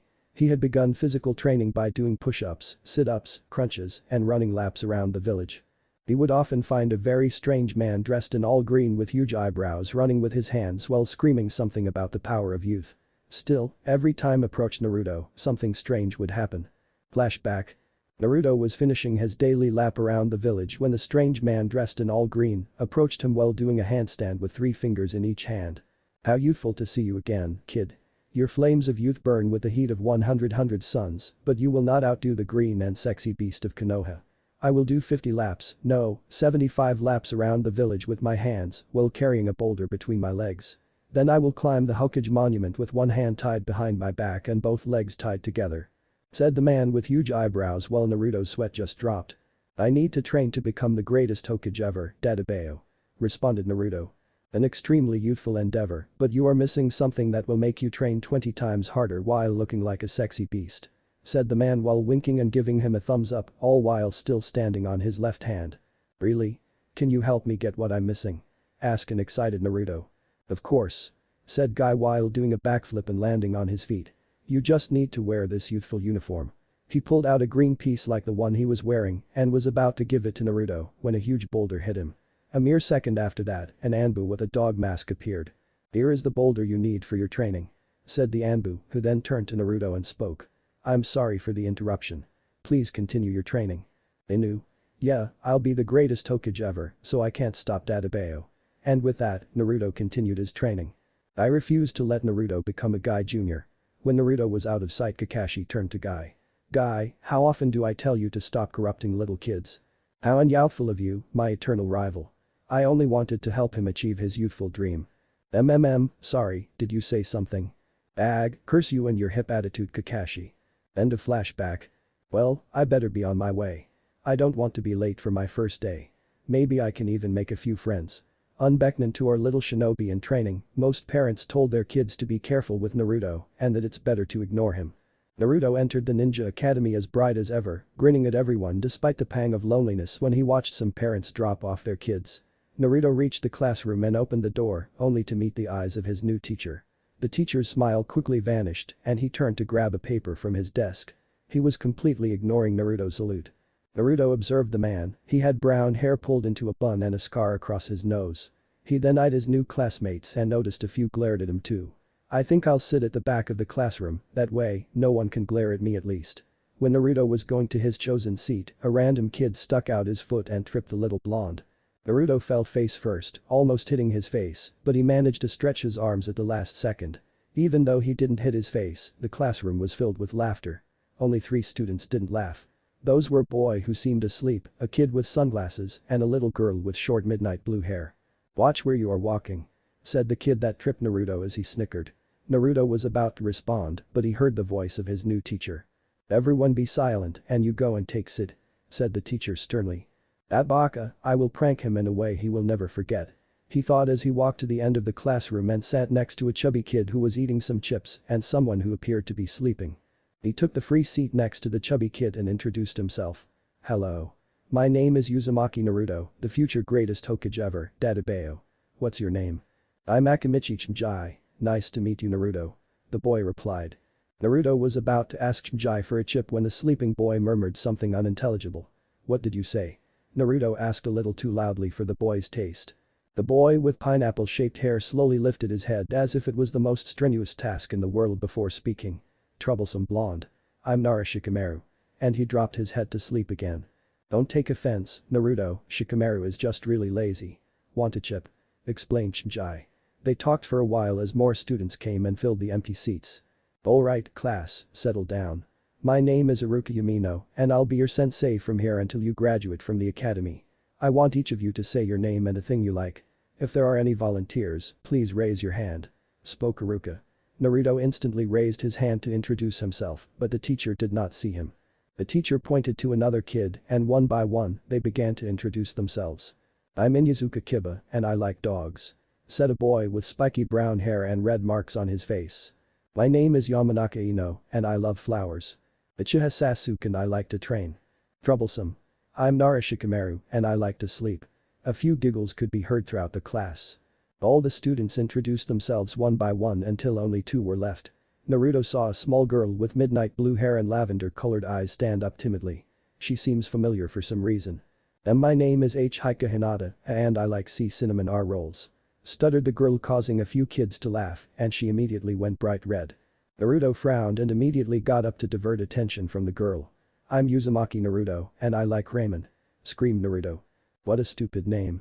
Did you name yourself after your favorite food?" asked a kid and the laughter increased. Naruto's eyes immediately started twitching. "My name means Maelstrom Baka." "Alright. Settle down," instructed Iruka, although even he found the situation funny. As Naruto sat down, he saw that Hinata was looking at him and he gave her a smile which she timidly responded. Iruka then started introducing the academy basics. Throughout the day and the different subjects, Naruto had multiple questions. Still, whenever he raised his hand to ask a question, Iruka ignored him and turned the other way while all the other kids answered their questions. After hours of boring lectures from Iruka came the lunch break. Naruto didn't know anyone and most kids seemed to know each because they used to play together in the park before joining the academy. He had tried to join them occasionally, but every time he came close, the kids would start running from him like he was an evil monster or the parents would quickly separate them. He tried his luck by talking to other kids in the academy during the lunch break, but it didn't go well. At the end of the day, Naruto was heading to the Chiraku's to talk with Tuchi and AM with a smile that didn't quite reach its eyes. Naruto sighed as he swayed back and forth in a swing surrounded by snow. The year would be coming to an end soon. If Naruto was being honest, it sucked. He had given up on being a good student and training halfway through the year. He focused on continuing to grow his reputation as a prankster. He understood a decent amount of what Iruka taught when he was paying attention, but he was rudely ignored whenever he had any questions, leading him to lag and lose interest in the class and often miss class to pursue more entertaining endeavors. "I can't wait to graduate from this stupid place. Who needs the academy anyways? I'm going to be an awesome ninja and Hokage." He was lost in a daydream about being Hokage when he heard someone scream. "You're a monster." Naruto perked up at the insult and he turned on instinct. For a brief second, he half expected to see the same man from the cemetery, but instead, he saw 3 kids surrounding a little girl he recognized as one of his academy classmates. It took him a second to realize that they were calling the girl a monster and not him. He didn't know why it made him feel angry. They weren't friends. Not really. He remembered meeting her before the academy, but apparently, she didn't. The few times he tried talking to her, she was always really quiet. Still, he vividly remembered the time he was called a monster. The insult had stuck with him for months after that day. "Your eyes are creepy," said one and was followed by laughter. "Yep, you are just a monster, aren't you?" This caused the girl to start crying. "Hey, stop that," screamed Naruto as he got closer. "Huh? Who are you?" "My name is Uzumaki Naruto. Remember the name because I'll be Hokage one day, Dadabeo." "Hokage? You are an idiot," said the tallest kid with a sneer on his face. "I'll show you," Naruto retorted before trying to perform the bunshin. Two copies of sickly-looking Narutos appeared next to him before they fell to the ground. Poor Naruto was so busy looking at the clones on the ground that he never saw the punch aimed straight at his nose. 1 second, he was looking at his clones, and the other his world went black. Naruto blinked a couple of times as he regained consciousness. He instantly remembered that he was about to fight some kids. "I'm not done yet. This time it's going to work." He then realized that the kids were nowhere to be seen and only the girl was still there. His shoulders sagged in disappointment. "Hey, are you okay?" asked Hinata. "They caught me off guard, you know, normally, I would have beaten them," answered Naruto dejectedly before cheering up a bit. "You are Hinata, right?" Hinata nodded. "They ruined your scarf."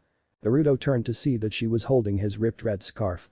He sighed and just waved her off. "I'm sorry," she said sadly as a tear started to slip from her eye. "Hey, don't worry about it," he then wiped the tear that was slipping from her eye. "And don't cry about either. Crying doesn't change anything, it never changes anything." He offered her his brightest grin to cheer her up before standing up and running off. Excuse me?" Naruto turned to her. Thank you very much," Hinata said with a timid smile as she unconsciously clutched the ruined scarf. Naruto just gave another grin before running off. The first 4.5 years of the academy came and went without much happening aside. Naruto was now 10 years old, about to be 11, and sitting in the academy classroom next to Sakura, whom he had a crush on, and Sasuke. Iruka, as always, was giving his usual boring lecture. At least, that was what Naruto thought. He had stopped paying attention a long time ago. Suddenly he heard Iruka say something that caught his attention. "Imagine if the world were to end tomorrow, who would you like to spend your last day with?" "Like that would ever happen," muttered Naruto under his breath. "How would that even happen?" screamed Kiba. "Just suppose the moon began to fall towards the earth," offered Iruka after scratching his head for a second. "If it's the end of the world, I would like me to fall instead of the moon," joked Jai, causing everyone to laugh. "Just write down who you want to spend your last day on earth with," said Iruka as the class quieted down and got to work. Iruka looked over at his students to ensure everyone was working when his eyes landed on Naruto. Without knowing or intending to, his eyes became cold and distant. He remembered that day as if it was yesterday. Seeing his mother's lifeless body as his father shouted at him to run away. "How I wish I could spend one more day with him." His eyes then moved all over his students before landing on Naruto again. He saw that Naruto was glaring at his paper intently. As he felt his thoughts darken again, he shook his head before his thoughts got too depressing and started walking around the classroom. He didn't realize when, but he started reviewing what his students were writing. He wasn't surprised when he saw the answers his students were writing. He had been walking for a few minutes until he saw a completely blank sheet. He shifted his eyes slightly and saw spiky blonde hair. It would be a lie if he said he was somewhat curious about what the blonde would write. He caught a slight movement in the corner of his eyes and saw that he had begun writing the words mom and dad before he furiously erased his answer. The action took aback Iruka. Of course, he knew that Naruto was an orphan like him, but he had never really dwelled on that fact. No, every time he saw the blonde, he couldn't help but remember the demon that resided in him. He knew that Naruto wasn't the Kyuubi. Only a few ignorant shinobi and some civilians thought that, but almost no one could look past what he had been burdened with. Most shinobi just remembered all the pain of what they lost that night. A few of them were weary and mistrusting of the blonde, or more specifically, they were fearful that the seal would fail at any time. Jinchuriki weren't often the most stable people around, very few could have been categorized as mentally healthy. Sealing a biju isn't an easy task at all. Several factors come into play for the making of Jinchuriki, such as the seal used, the age, vitality, mental fortitude, and how much access you want to give to the Jinchuriki to their biju's chakra. Most villages in the elemental nations were rather liberal with how much access they gave to their Jinchuriki, since a Jinchuriki without access to their biju's chakra doesn't serve much purpose. The problem is that the more access you gave the Jinchuriki to the biju's chakra, the more access you gave the biju to their container, and the more stress you put on their body. Such practices gave Jinchuriki a bad reputation, rightfully earned for the most part. Rumors and tales of Jinchurikis going on a rampage while being possessed by their Biju weren't hard to find. Iruka continued his train of thought as he walked back towards his desk. After a few minutes, he couldn't help that his gaze found Naruto again, but something was different. He wasn't loud or obnoxious, rather, he was quiet and unmoving. His eyes weren't shining with the mischief you usually saw. Instead, his eyes looked empty and sad. This sight quite put off Iruka, but abruptly Naruto started to move. He was curious about what the blonde was doing, and suddenly he saw that he had made a paper airplane and thrown it out of the window. Iruka blinked a couple of times before remembering he was the teacher and, thus, had to scold him. "Naruto. Don't throw out your paper." He saw that the blonde was grinning, but his eyes remained dull and lifeless, and then the irony hit him like a hammer. He had heard the Hokage tell him that Naruto wasn't that different from how he used to be back in the academy. He had barely suppressed the scoff that attempted to escape his lips that time, but now he saw it as clear as day, which troubled him. It troubled him a lot, but for the time being, he tried to bury those thoughts and concentrate on being a teacher.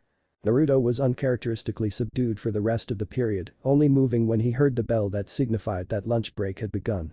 With sagged shoulders and his head down, Naruto made his way to an old and bitten swing under a tree and quietly swung back and forth as he watched his classmates play and talk under the sun. He was trying his hardest to put a smile on his face and try to make some friends, but he didn't have it in him today to act cheerful. Still, he didn't want people to think he was sad, so he tried to put his most neutral expression possible. "I can't believe them. They just had to embarrass me in front of everyone again." He heard a voice that belonged to Sakura. Looking up, he saw that it was Sakura talking to another classmate. "I think they are kind of funny, you know," admitted the girl Sakura was talking with after a few giggles. "At least your parents joke around, mine are always serious." "They aren't funny," Sakura insisted. "What's not funny, billboard brow?" said an approaching Ino. "Other than your attempts on Sasu-kun." "Shut up, Ino pig. You'll see that Sasu-kun will be mine. The only reason Sasu-kun would ever talk to you is if he wants to put an ad on your forehead for everyone to see." The two former friends continued to bicker while Naruto was stuck in one of the first sentences he heard. "At least your parents joke around, mine are always serious." Hearing kids talking about their parents was always a strong gut punch for Naruto. It was a slap in the face that reminded him how alone he was, and he had already gotten a good reminder earlier today with Iruka's activity. As his thoughts became more depressing, he looked toward the ground filled with dying leaves while his eyes became dull and lifeless. The phrase continued to repeat in his mind until his thoughts started to go to places he tried to avoid. What were my parents like? Were they serious, or did they like to joke around? Naruto's thoughts continued to spiral into a depressive state the longer he thought about the topic. With Iruka. I need sake. Unfortunately, he couldn't follow through with his thoughts because he was currently working, surrounded by kids, and it was barely 10 a.m. So instead, he settled for a cup of coffee at the teacher's lounge. All the way to the teacher's lounge and back, the blonde never left his mind. When he returned to the classroom to prepare for the next class and saw out of the corner of his eyes that someone was sitting next to the window, he was snapped out of his thoughts. He fully turned to see who was there and saw that it was Hinata. He noticed that she was looking out of the window with a sad expression while holding a hand to her chest. He approached the window to see what was bothering the little girl. He followed her line of sight and his eyes landed on Naruto for what felt like the millionth time in the day. He saw the boy sitting alone on a swing below a tree as all the other kids played and talked under the sunlight. At face value, it looked like a blonde kid with a blank expression playing on the swing, but Hinata and Iruka saw the loneliness and pain hidden behind his eyes. The words the Sandame had said the last time he went to his office to complain about the blonde's behavior rang in his head. Naruto never had a father or a mother to care for him. He is singled out and doesn't know why most people won't even look at him. How would you feel if people turned their backs on you everywhere you went? That's why he gets in trouble so that people will notice him. It may be hard to see, but he is always thinking about the family he doesn't have. He is hurting inside. The bell rang again, and both Hinata and Iruka jumped slightly. They both accidentally locked eyes causing Hinata to go crimson red. Hinata tried to say something, but couldn't manage anything intelligible. Iruka decided to be merciful to the young Hikage by giving her a small smile and going about his normal routine. Later that day, when all the students were long gone, Iruka kept thinking about his blonde student. He sat in the lounge for a couple of hours with a contemplative look, analyzing Naruto's behavior. The Hokage had been spot on. It wasn't long before he started analyzing his behavior towards the blonde through his 3 years of teaching him. He faintly recalled Naruto's first day at the academy since it was the first time he found himself so close to the Jinchuriki and his first day of teaching. He remembered that Naruto had been eager. Sure, he would get distracted occasionally, but he would ask questions. He never asks questions anymore. Mentally pointed out Iruka. Maybe because you never bother to answer them. A second voice seemed to answer in his mind. That's when it hit him. I'm a shit teacher. Iruka, who prided himself in his teaching abilities, started feeling incredibly guilty. Sure, the blonde was a bundle of energy that would get distracted easily, but he wasn't the only kid like that. There were other students in his class just like that, and he had made an effort to make them pay attention. He even got Kiba to pay attention most of the time. Aside from Naruto, only Shikamaru didn't pay the slightest bit of attention. He analyzed Shikamaru for a while, but quickly realized that the Nara was just extremely lazy. I don't even know if he is a bad student because I never bothered to be a teacher to him. Was the conclusion he reached about the blonde Uzumaki. Iruka sighed. He decided that he had done enough self-reflection for the day and started to go through the papers he had collected from today's early activity. Some people may call it snooping, he calls it getting to know your students better. He kept shuffling through the papers and drinking coffee, trying to keep his thoughts of Naruto. The reality that he had been a shit teacher was too depressing for him to think about it longer than he needed to. He kept looking at the names his students had written before his eyes landed on one with Naruto's name. He choked on his coffee and coughed for a whole minute before he regained his composure. His eyes went to the corner of the paper and saw that it was Hinata's paper. He had to rub his eyes to make sure his weren't playing tricks on him and went as far as trying to dispel a non-existent genjutsu. After that, he chuckled. They would certainly make an interesting pair. Iruka decided that he had done enough research on his students and left the academy. He went home determined to be the teacher that Naruto needed. October 10. Naruto woke up with a gasp. That damn nightmare again. He screamed inside his head. For the last 4 days, Naruto had been having the same nightmare over and over again. It would start like the best dream ever. He would be walking to the academy with his parents and they would meet the other parents at the entrance. One moment he would see his parents talk to their old friends and the next, he found himself in the middle of the street, surrounded by those cold eyes full of hatred and contempt. The days leading up to his birthday were always the worst time of the year for Naruto. Nothing like what happened all those years ago in the graveyard had happened again, but the glares and whispering increased along with his loneliness as his birthday approached. He hadn't stepped anywhere near the cemetery ever since then. Still, he didn't feel threatened at any point. Quite the contrary, strangely, he felt safer around this time of year. He couldn't explain why, but he thought that if something occurred, Inu would help him just like he had done before. Maybe I should go look for my parents again. Though Naruto. He had the whole day free due to being Saturday, after all. He hadn't been able to stop thinking about his parents ever since Iruka's activity. He sat in his bed, holding his knees to his chest, waiting for it to be late enough. Once it was dark enough, he grabbed his most inconspicuous clothes, which meant orange shorts and a black hoodie with a red swirl on the back. After getting in his clothes, he rushed to the cemetery. He slowly started walking from grave to grave, searching for any signs of family. He was determined that today would be the day he would find out who his parents were. He scrutinized each grave he passed by with concentration that no one had ever seen from the blonde. Naruto had been searching for around 20 minutes before he heard an old voice. "Naruto-kun, what are you doing in here?" Hiruzen very well knew what the blonde was up to.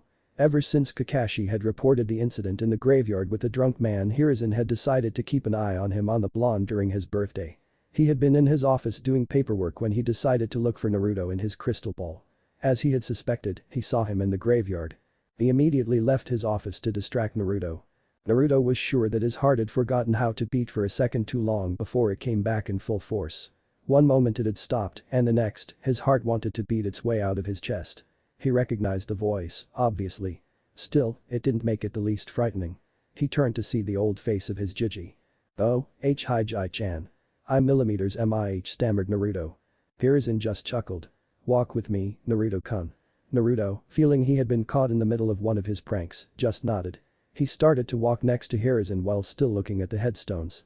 "Have you been having a nice day, Naruto-kun?" Naruto didn't reply as he concentrated on names he could see on the graves. He coughed to get his attention and repeated the question. "Oh yeah. It's been, nice." He responded as his gaze kept searching for a name. Hiruzen knew that they were approaching Kushina's grave and internally sighed. "Forgive me, Naruto, but you can't know yet, not with me explaining several things you aren't ready for. I hope you find it in your heart to forgive this old fool one day." He made a hand sign as Naruto kept looking at the names engraved in the tombs. He never realized that he had just passed his mother's grave as a genjutsu made it seem like a completely different name was written on it.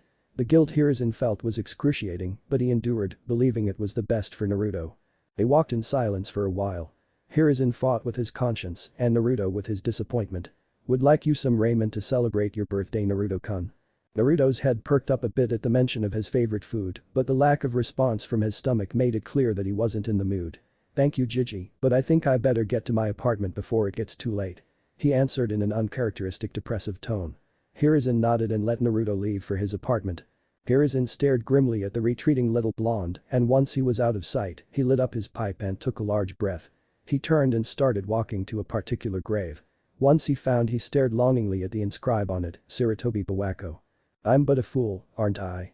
I don't want to burden his shoulders with expectations and the truth, but it isn't fair, isn't it? He spoke to his late wife's grave. After a long silence, he gave a humorless chuckle. I'm a hypocrite. I always tell him that nothing can bring back the dead, yet here I'm, looking for your counseling as I used to do until we were separated. Hiruzen took a deep breath and painfully let it out. His eyes glazed, and he spoke in a voice that told a story of sorrow and yearning. Goodbye, Bawako. Naruto dejectedly looked to the ground and made his way to his apartment with his shoulders sagged. He had looked at every name in the graveyard and couldn't find anything that gave him a sense of belonging. Wordlessly, Naruto got into bed and drifted off to sleep. Naruto was walking in the middle of the street looking around his surroundings as if searching for something. He felt lost, and he didn't know why. He knew he was just a couple of blocks from Ichiraku's, but the feeling of not knowing where you were filled him. He was walking without a sense of direction, keeping his eyes alert in case he found what he was looking for. He started to notice that people were surrounding him slowly, their eyes as cold as the harshest blizzard, and he could hear them whispering. What a waste of space. No wonder nobody loves him. What a pest. My kid goes to the academy with him and says he is an idiot. Monster. He is that kid. He felt like they were closing in on him as if they were about to smother him, and all he wanted to do was to cry out for his mom and for her to come and help him, just like he had seen several kids do at the park. Naruto. He froze entirely and briefly wondered if he had imagined it until he heard it again. Naruto. He heard it properly now. A beautiful and melodic voice was calling his name, and he felt he needed to follow it. He pushed the villagers away and started to run, hoping to hear his name again. Naruto. The voice repeated, and he did his best to follow it. He had never heard anyone say his name that way. It was cheerful, but it also carried an air of anxiousness and eagerness. Where are you? Screamed a frantic and panting Naruto, fearful that he wouldn't be able to find the one calling out his name. He heard it again, though it was coming from the forest, and he ran into the woods without thinking twice. The tall and thick trees didn't let a single ray of sunlight go through their branches, thus, most of the forest was dark even when the sun was still out. But he could see the light not far ahead, not unlike the light you can see at the end of a dark tunnel. He continued to run towards it instinct, his heart was pounding, and his breath was ragged. The light continued to shine as he got close until it became too much, and he had to close his eyes. He continued running until, instead of hearing his name, he heard a giggle. He snapped his eyes open and saw that he was no longer in the forest, but in a grassy clearing in front of a beautiful waterfall. He was surprised by the beauty of the place that he momentarily forgot to turn around. Naruto. This time the voice was trying to hold back its laughter. He turned and saw a woman wearing a long green dress, trying to stop her laughter and failing miserably. She probably had to be the most gorgeous woman he had ever seen. The long and shiny red hair crowned her delicate and refined features in a way that made her look like a princess, and a laugh so contagious and unapologetic. He was so entranced by the sight of the woman that he could only cock his head and watch her calm down. The woman finally managed to get her laughter under control. She smiled sheepishly at him before walking in his direction with grace in each of her steps. Naruto only stared at her, it went deeper than her beauty, he didn't understand why, but she had a face he would like to remember forever. When she got close enough, cerulean eyes met Violet once. Her eyes were unlike any he had ever seen. They weren't freezing with disdain, searing with rage, or sad with sorrow. They were like a warm blanket on a winter night or a cool breeze in the middle of summer. They were comforting. He stared intently into her eyes, engraving them into his memory forever. He then blinked and lost sight of her Violet, but the feeling of comfort never left. If anything, it increased. He had no other words to describe it other than perfect. He felt as if he had never felt before, and perfect was the only thing that came to mind. He realized that she was hugging him, and instinctively he brought his around her waist and burrowed his face into her stomach, holding on for dear life. He stayed like that for a while, willing his eyes to remain dry until he felt a hand lift his chin, and cerulean orbs met Violet ones again. The woman kept staring at him, and he could see in her eyes that she was encouraging him to speak. He had a suspicion about who this woman was, but he was too scared that the answer might not be what he hoped for. As the seconds passed, the fear of disappointment was replaced with the need to know. His mind was split into two halves arguing whether to ask or not. He felt he knew but was too afraid to ask directly, so he settled for a neutral option to minimize his disappointment. Slowly and with a hesitant tone, he asked. "Who are you?" The soft smile she held was instantly broken into a million pieces and was replaced by a shocked expression that turned into a pained one, and it finally rested on an angry one as her hair started to sway menacingly. Seeing the rage on the woman's face, Naruto quickly detached himself and started apologizing without really knowing why. "I'm sorry. I'm sorry. I'm sorry." Watching his outburst, Kushina schooled her features and approached him with care. "You don't have to be sorry for anything, Naruto." Seeing that Naruto remained slightly apprehensive and scared, she panicked a little. This was not going how she had hoped for. "I'm the one who is sorry. It's just I didn't expect you not to know my name or who I am, and I just don't. I'm rambling, aren't I?" Naruto gave the slightest of nods. "Sorry, but when I get excited or anxious, I just can't stop talking, Dadabane," she explained sheepishly. Naruto might as well only hear the last word she spoke because it was the only thing he was concentrating on at the moment. "Dadabane." Kushina became even more sheepish at the mention of her verbal tic. "I use some weird phrases when I talk fast. I tried to control it, but it sort of slips out when I'm nervous or excited. What about you? I hope you didn't get any of my bad speech patterns." Naruto opened his mouth to speak but could not make an intelligible sound. "No one told you anything?" she asked in a sad and bitter tone. Seeing that Naruto shook his head, she decided to introduce herself. "I'm Uzumaki Kushina and I'm your..." She never got to finish her introduction because she was tackled into a hug just before she could get the remaining words out. She looked down at the mop of blonde hair hugging her, locked eyes with him, and heard the words that made her feel like the happiest woman ever. "Ha-chan." She nodded with a gentle smile, and both enjoyed the reunion in silence for a moment. After a few minutes, Naruto separated himself from her with tears dancing in his eyes. He was barely able to contain them. "This is not a dream, right? Are you real? I really have a mom?" This time Kushina managed to keep her anger in check. "You always had a mom, and yes, I'm real, Naruto." Naruto nodded, still willing his tears back into his body. "You know it's okay to cry. But it never fixes or changes anything." She was surprised by the fire with which her son said that. "True, but it's alright to cry when you are happy since it won't change what you are happy about." Naruto nodded, letting his tears fall. Kushina closed in and kissed her son on the forehead as she patted his shoulder. Naruto was startled by the demonstration of affection and blushed a little, but nonetheless, he liked it. "I have wanted to meet you for so long, Dadabeo," he said as he again wiped tears from his eyes. Kushina beamed at the verbal tic, secretly glad he wasn't also a copy of Minato personality-wise. "You definitely are my child. There are so many things I always wanted to ask you," said Naruto excitedly as he quickly wiped the few remaining tears from his eyes. Kushina's happy smile never left her face. "Sure, you can ask me anything you want, but first I have to ask you some questions, okay? For each question you answer, you can ask me one," she said in an innocent tone that masked her anger at why Naruto didn't know her. "Come, let's sit down." Naruto's excitement went through the roof at what seemed to be a game with his mom, and he sat on the grass beside her. "Okay, Naruto. First question, how is Jiraiya treating you?" Naruto's excited face changed to one of confusion as he repeated the name. "Jiraiya? I don't know who that is." Kushina became pale for a second before she started to gain red color to her complexion, not unlike her hair, while doing her best not to scare Naruto. "He is tall and has long white hair. He is supposed to be your godfather." "I have a godfather?" Kushina had to take a few deep breaths before continuing to speak. "Yes, he was to take care of you if anything happened to Minato and me." "Minato? Who is that?" Kushina's anger was put on hold as a new smile formed on her face. She figured that if she didn't know her, he also didn't know about Minato. "He is your father. You got your handsome looks from him, you know. Your hair and face are practically a carbon copy of him. You are a chibified version of him with shorter hair," she said while giggling. Naruto blushed at the compliment. "Did Two-chan also have this?" Naruto pointed at the whisker-like birthmarks he had on each cheek. Kushina chuckled and was about to explain before she grimaced. "Does he even know about the Kyuubi?" She wondered briefly, but seeing that Naruto's question meant that most likely he didn't know anything about it. "If he doesn't know, I have to tell him. I was about his age when I learned I was about to become a Jinchuriki, and Mito-sama was so valuable to me during the process." "No, those are for a different reason. I'll tell you in a bit, I promise. But I have more questions that I need to ask you before that." Naruto nodded in acceptance. "So, if you don't live with Jiraiya, who do you live with?" "Kakashi. Tsunade came back to the village." "Kakashi? Tsunade?" he repeated in the same tone as before, and realization struck Kushina. "You live alone, don't you?" she asked quietly as she became deeply saddened and disappointed. Naruto nodded in confirmation. Since I can remember, Hokage-chan sometimes stops by to give me money, take me to Ichiraku's, or sometimes just to talk.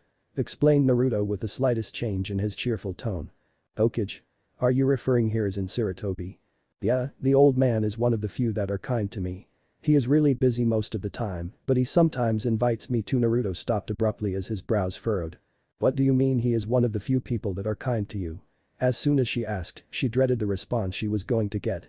She could feel Naruto retracting into a shell and a lump forming in her throat as she mentally prayed to every god she knew. She closed her eyes, waiting for Naruto's answer. The seconds felt like years as she hoped for her son to be able to live the normal life of an orphan at least. Suddenly Naruto's demeanor did a 180 and he became cheerful, too cheerful. It's nothing, Ka-chan. He said with a huge grin. I just play a ton of pranks in the village, most people don't appreciate how funny they are thought. Kushina gained a soft smile on her face. He may look like Minato, but his personality is more like mine. She mentally celebrated before opening her eyes and turning her head to Naruto, but as soon as she locked eyes with him, she knew something was wrong. How did she know? She honestly couldn't tell, but she could feel Naruto wasn't being honest, at least not entirely. She lost her smile and stared at Naruto. Naruto. I don't appreciate being lied to. I'm your mother and you shouldn't lie to me. She scolded him. Naruto was startled by the scolding, he was used to people scolding him, but this was different. Instead of getting mad or brushing it off, he felt a deep shame, and it hurt. It hurt a lot. He could only stare at the ground as his shoulders sagged. I'm sorry. He mumbled before going deathly quiet. Kushina kept her severe gaze for a few seconds before dropping it and sighing. Naruto, I don't want to make you sad or be angry at you. I scolded you because I love you. Naruto's head turned in the blink of an eye to look at his mother. You love me? His tone almost disbelieving. Kushina was surprised by the question. Of course, I love you. I have loved you ever since I learned that you were going to be born. I have never loved anyone more than I love you, Naruto. She explained as if it was the most obvious thing in the world, but with a bit hurt in her voice at the question. Naruto smiled at the words. It made him feel something warm all over his chest, a feeling he didn't think he couldn't describe, but soon his face became confused. He seemed to be thinking over the answer, which worried Kushina even more. She was about to ask if something was wrong, but Naruto surprised her with another question before she could ask. What does love mean, Ka-chan? Kushina blinked a couple of times before she went into deep thought. It means that I will always accept you no matter what you did wrong, that I won't stay mad at you for long, I will always want what is best for you, and that I want to see you achieve your dreams. And you really love me? I can only hope you understand one day how much I love you, Naruto. She said before she crushed Naruto in a hug. They stayed like that for a while before Kushina resumed the conversation. Okay, Naruto, let's try again. What did you mean by that the Hokage is one of the few people that are kind to you? Naruto swallowed hard as fear began to creep up inside him and he struggled to get the words out. Would she still love him if he found out he was a monster? You promise you won't hate me?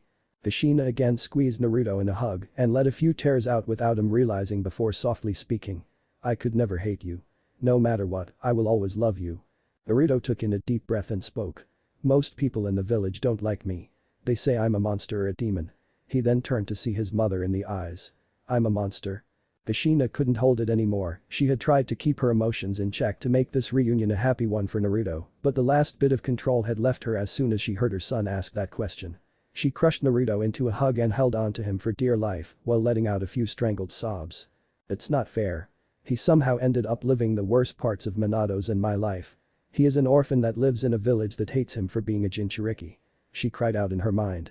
Naruto was confused and a little scarred by her mom's reaction. Was he really a monster? Ha-chan. Kushina gripped him harder before letting go and wiping her tears off. She placed a hand on Naruto's cheek and tried putting as much of her feelings as possible in her words. Naruto, I want you to listen to me very clearly. You are not a monster and never will be one. I want you to understand that, okay? She pleaded. Naruto gave her a small nod in response and asked.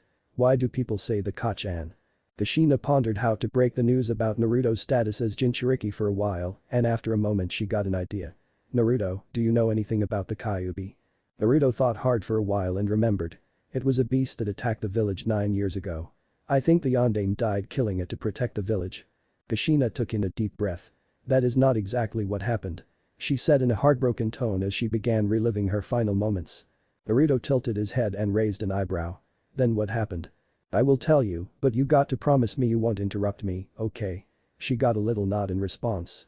Good, well, do you know anything about Kenjutsu? She asked. Kenjutsu? Never heard of it. He answered as he scratched the back of his head. Kushina nearly had a heart attack when she heard that. Kenjutsu is the art of sealing things into other things. Such as sealing a kunai into a scroll. Our clan was known and feared for our knowledge of Kenjutsu. Clan? What clan? Kushina had to grip the grass hard to keep her anger in check. We had a clan, the Uzumaki clan. I assume you haven't heard anything in the academy.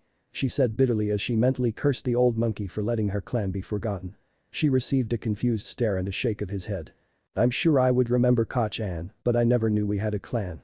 He answered honestly. Letting out a sigh, Kushina spoke. I tell you everything about our clan later, but getting back on topic, do you know what are the Bijk? The blank stare from her son was all she needed to elaborate. In this world, there are 9 massive masses of chakra known as the Biju, and the Kyuubi is one of them. You understand that? He nodded in response. Well, the Bijk are extremely powerful, and they have caused incredible amounts of destruction throughout history, causing people to refer to them as demons and monsters. The Bijk are often sealed into other people to gain that power or be protected from it. The people who have a Bijk sealed inside them are known as Jinchuriki. They are not the beast.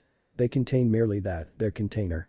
Naruto's eyes went wide as saucers as a bad feeling and questions filled his mind, but he kept quiet for the moment. I was one of those people. Naruto instantly made to interrupt, but Kushina held a hand up, telling him to let her continue. I was chosen to imprison the Kyuubi. I'm not originally from Konoha. I was brought here from my home village as Ushiagakure due to my special chakra. I held the Kyuubi for several years in secret. Only a few people knew my status as a Jinchuriki in the village, and I was able to grow up without much trouble. So, I'm a Jinchuriki. Just like you? Asked Naruto, a little nervous. Kushina gave a sad smile.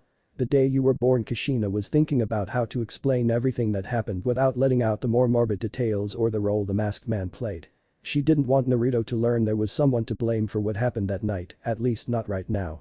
The day you were born, my seal weakened and the Kyuubi was able to get out, causing great destruction in the village. To prevent his destruction, your father decided to sacrifice himself to seal it in you to prevent more destruction. Naruto visibly gulped at the explanation but remained quiet. The life of a Jinchuriki is never easy, Naruto, and I'm so sorry that you have to experience it just like I did. Why did Two-chan do that to me? Kushina let out a huge sigh. Naruto, first of all, I want you to understand that your father loved you as much as I do. It was a difficult decision for him, but he was responsible for the villagers' lives and the village's future. Why? The responsibility of the villagers' lives and the village's future. Kushina nodded. It was what he swore to do once he took that forsaken hat. Hat? What hat? Now Naruto was extremely confused. Kushina blinked a couple of times and then realization dawned on her. Your father was Namikaze Minato. Naruto furrowed his brow in deep thought. The name did ring a bell, but he couldn't quite remember. As Naruto continued to struggle, Kushina let out a small smile at how Naruto's brow furrowed similarly to her husband when he was deep in thought. My father is the Yondaime Hokage. He asked more to himself and then his eyes widened in realization. My father is the Yondaime Hokage. He then turned to his mother with a question evident in his eyes. Kushina nodded in confirmation. My father is the Yondaime. My father is the Yondaime. My father is the Yondaime. Naruto started to move around excitedly as he screamed, which made Kushina feel a twinge of jealousy, but she continued to smile. I'm going to be Hokage like Two-chan Tabeo. Now Kushina's smile did falter ever so slightly. Okay, calm down. You understand why he did, right? A Hokage has to sacrifice himself for the village, and what he did was the most difficult sacrifice he ever had to make. Your father was also a very noble and honorable man, and he wouldn't let anyone else make that sacrifice if he wasn't willing to do it himself, but he had a third important reason. The most important one actually. Naruto calmed down and prepared to continue listening attentively. Your father sealed the Kyuubi in you because he believed you could one day control its power. Two-chan believed in me. He suddenly became a little reserved, he didn't know why, but he didn't feel the necessity of pretending to be cheerful right now. He believed in you blindly. Do you believe in me? Kushina nodded. I didn't want you to become a Jinchuriki, not because I didn't think you wouldn't be able to handle it, but because I didn't want to place such a heavy burden on you, but I don't have any doubt you will be able to handle it even better than I did. She said with a sweet smile. The words had the exact opposite effect she would have expected. Instead of looking happy, he seemed rather gloomy as he looked down at the ground. What's wrong, Naruto? Are you sure I can? I mean, I'm not good in the academy. I can't even do a proper bunshin. Clone, I'm bad with the henge. transformation, or throw a kunai straight, and there are a lot of things I don't understand or know. He continued looking at the ground when he felt a hand tilt his head to the side and locked eyes with his mother. Remember that everyone has weaknesses and strengths. I also used to struggle in the academy, and believe it or not, I also had problems making a standard bunshin. Uzumakis have huge chakra reserves that are hard for us to control at first. If you train your chakra control, you should be able to perform the bunshin without a problem. She said in encouragement, which seemed to work but not all the way, so she continued. Don't get depressed if you can do something on your first try, and if you need help or don't understand, just ask your teachers in the academy. Naruto broke eye contact as he heard the last part. What is the problem, Naruto? You shouldn't be afraid of asking questions. It's part of learning and growing up. It's just that when I used to ask questions because I didn't understand something, Iruka-sensei would always ignore me. He doesn't pay me any attention unless it is to scold me for one of my pranks. He tries not to look at me, but when he does, I can see him glaring at me just how the villagers look at me. Kushina pursed his lips at the statements and was inwardly fuming. She thought for a second until he came up with a solution. Why don't you ask your friends for help? Instead of seeing his eyes light up at the suggestion, she had to observe how they filled with even more sadness. Naruto let out a mumble that she couldn't understand. Sorry, Naruto, I couldn't hear you, can you repeat it, please? I don't have any friends. He let out a little louder than he intended. A heavy silence fell, and after a while, Kushina asked. Do they look at you like the villagers? Kushina's right hand was balled into a fist and she felt a huge need to hurt someone. Some of them do, but it's different. They just say that I'm a loser or annoying. I've heard some kids say that their parents told them to stay away from me. He answered dejectedly. Kushina had to swallow the lump in her throat. Is there anyone in the village that is kind to you? Naruto nodded. Tuchiok-chan and Amni-chan always welcome me to their restaurant, and Hokage-chan, and there is also. Also, who? Well, there is Inu. Inu? He felt that she knew that code name. Wait, wasn't Kakashi's code name Inu? She asked herself. He is an Anbu guy that has been kind to me. He once saved me from a guy in the cemetery. He recalled a little more upbeat. Saved you from a man in the cemetery? Kushina repeated slowly. One time, I went to the forest, got lost on my way back and ended up in the cemetery. I saw a man crying near a tomb and I got close to ask him if he was okay. He said that I took the woman he loved away from him. He tried to attack me and I twisted my ankle, but Inu appeared to save me and then he carried me home. Naruto had started the story rather excitedly, but his voice became slower with each word. He now understood why that man had said what he said. Don't even think it's your fault for a second. She said as if she could read his mind, which made Naruto go wide-eye. How did you know? Because I'm your mother. She replied with a proud smile. Listen, Naruto, you may not believe what I'm about to tell you, but it is the truth. The truth is that you are a hero and have been ever since you were born. I'm a hero? He asked with clear disbelief in his tone. Kushina nodded. You are a hero for holding the Kyuubi at bay. Each day the sun rises and sets, it's another day when you save the village, so don't think that what happened was your fault in any way. Understood. Naruto nodded and fell silent as he digested all the information he had already been told. After a while of leaving his son to his own thoughts, Kushina spoke. More happened that night, but I'll let your father tell you when you meet him. Naruto was broken out of his thoughts as excitement started to fill him. I would be able to meet Tu-chan? He asked as he completely ignored the first part of the sentence. Yes, he sealed a little part of his chakra into the seal so he could meet you, but it works differently from mine, so I'm not sure when you would be able to meet him. Naruto nodded excitedly as he couldn't wait to talk to his dad. Well, now that I finished with every major thing, how about we get to know each other more? Yeah. Kushina brought a hand to her chin as he started to think about what to ask her son. Let's see, oh, I know. What is your favorite food? Oh, that's easy. Miso ramen with extra pork for Michiraku's. Is the best Adebayo. Yep, he definitely is my son. She thought as she laughed. Mine is salt ramen. It seems that you got more than your speech from me. She said playfully. But aside from ramen, what is your favorite food? I guess mine would be red bean soup, and you? Naruto went into deep thought for a moment before coming up with an answer. I'm not really sure. I mostly eat ramen, if it's not from Ichiraku's, I buy instant ramen. It's not as good, but it still is ramen. He replied happily. Kushina's brow furrowed as she went into her mother mode. The pair of them continued to make up for the lost time by sharing stories about pranks and how Minato and she got together until they arrived at another topic. What is your dream, Naruto? Naruto closed his eyes as he brought a hand to his chin in a thinking pose. I want to be Hokage so that everyone in the village would have to respect and acknowledges me. Kushina nodded in understanding. You know, when I was in the academy, I also wanted to be Hokage. The first Kunoichi to be Hokage and someone from another country no less, but as I got older, I realized that it's not what I wanted. Really? Yes, I realized what wearing that hat meant and I figured it wasn't what I really wanted. I didn't give up, I just changed my dream. Changed your dream? He repeated slowly, wondering if it was possible. She nodded. I realized that there were things that I wanted more than being Hokage, but also that I didn't love Konoha the way I loved Uzushio. What could you possibly want more than being Hokage? Said Naruto in genuine wonder. And why does it matter that you didn't love Konoha as much? Kushina smiled and responded. The answer to your first question is very simple, you. Me? Yeah, you.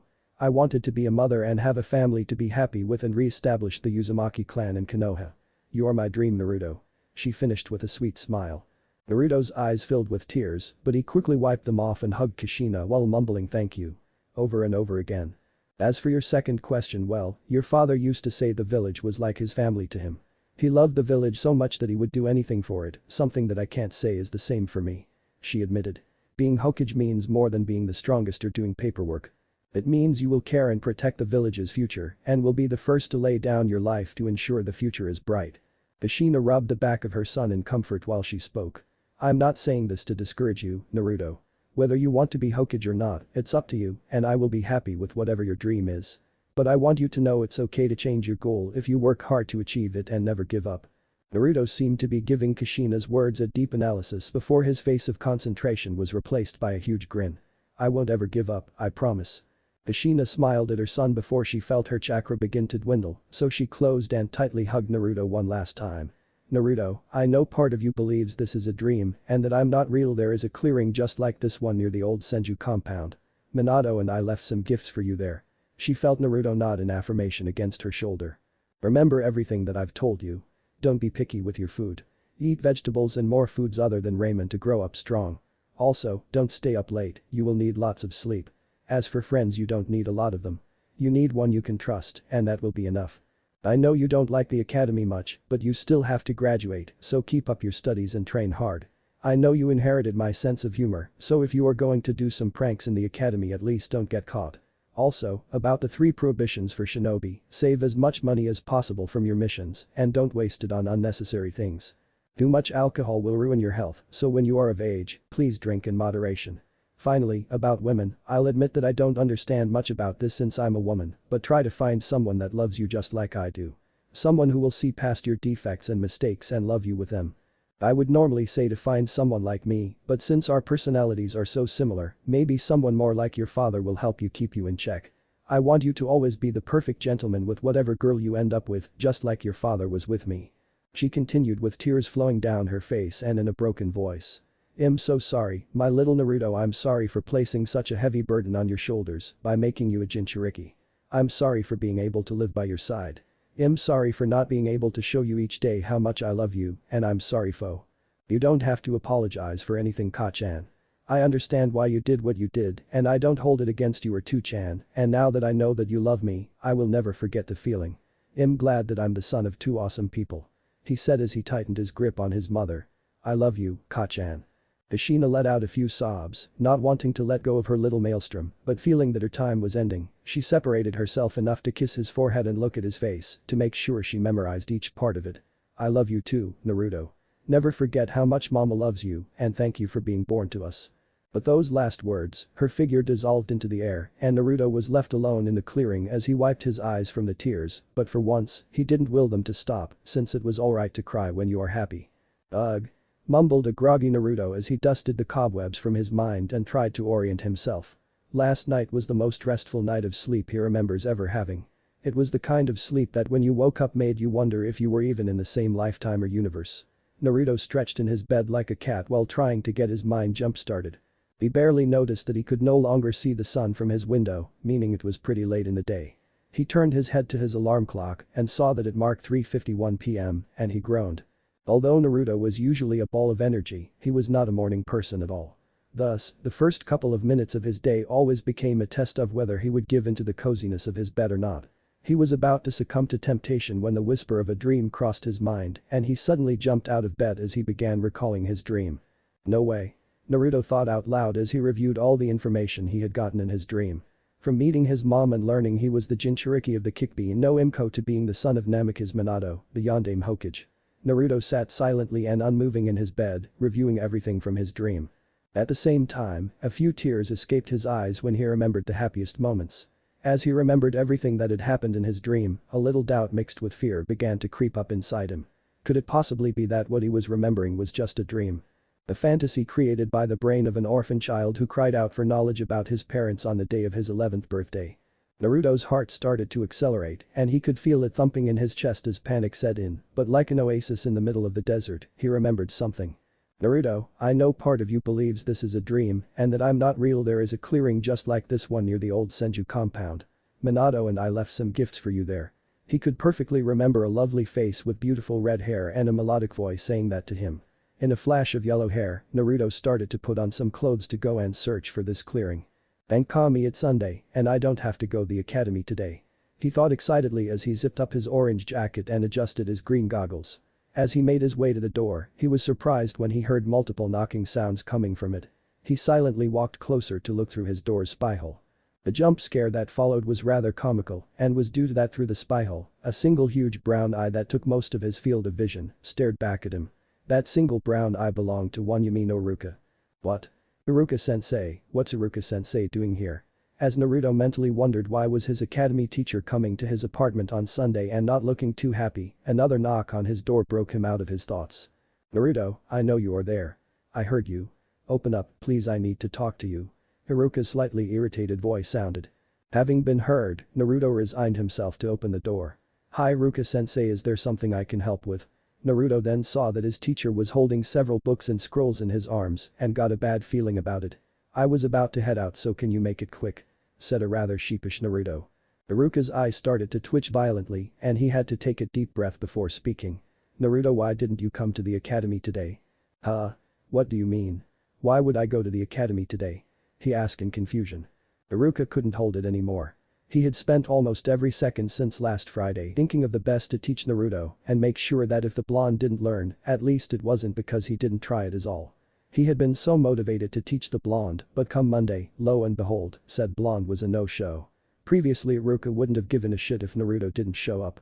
Hell, he would have actually enjoyed the unexpected but warranted break from teaching or attempting to teach the blonde Jinchuriki. But what happens now that he is finally ready to turn the page and be the best goddamn teacher the academy has seen? The blonde mess goes missing. If he could count on the blonde for something besides pranks, it was that Naruto always showed up to the academy, be it 5 minutes or 2 hours. It didn't matter. He would always be there to be his usual loud self. Having lost all his patience, Iruka's head grew inexplicably to gigantic proportions. You were supposed to attend the academy today because it's Monday. Naruto's confusion only grew at the statement. Huh, what are you talking about, Iruka-sensei? It's Sunday. Yesterday was Saturday. I remember because it was my birthday and I just woke up, which means it's Sunday. Under normal circumstances, Naruto's logic would have been kunai-proof but not today. You see, the revelations that had been made to him had caused him to be emotionally exhausted, hence why he slept for a day and a half. If it is Sunday, why all the other students were at the academy today? They were all on time and ready to learn. That was a lie, at least a partial lie. Every student besides a certain Nara had been ready. Naruto didn't respond to his sensei's statement, he just stared and gaped at him. Iruka, for his part just sighed. Look Naruto, can I come in? There is something important that I want to talk to you about. Naruto seemed to think about it for a few seconds before nodding, letting Iruka into his apartment and leading him to the kitchen. Iruka was surprised by two factors when he entered the apartment. The first was that the apartment was far bigger than he expected and the second one was how messy it was. Iruka would admit that he wasn't the most organized person, especially during his teenage years, but holy shit, he couldn't hold a candle to Naruto. Dirty dishes, multiple empty cups of ramen, and an expired milk cartridge stood on the dining table, but that wasn't the worst part. The worst part was the floor.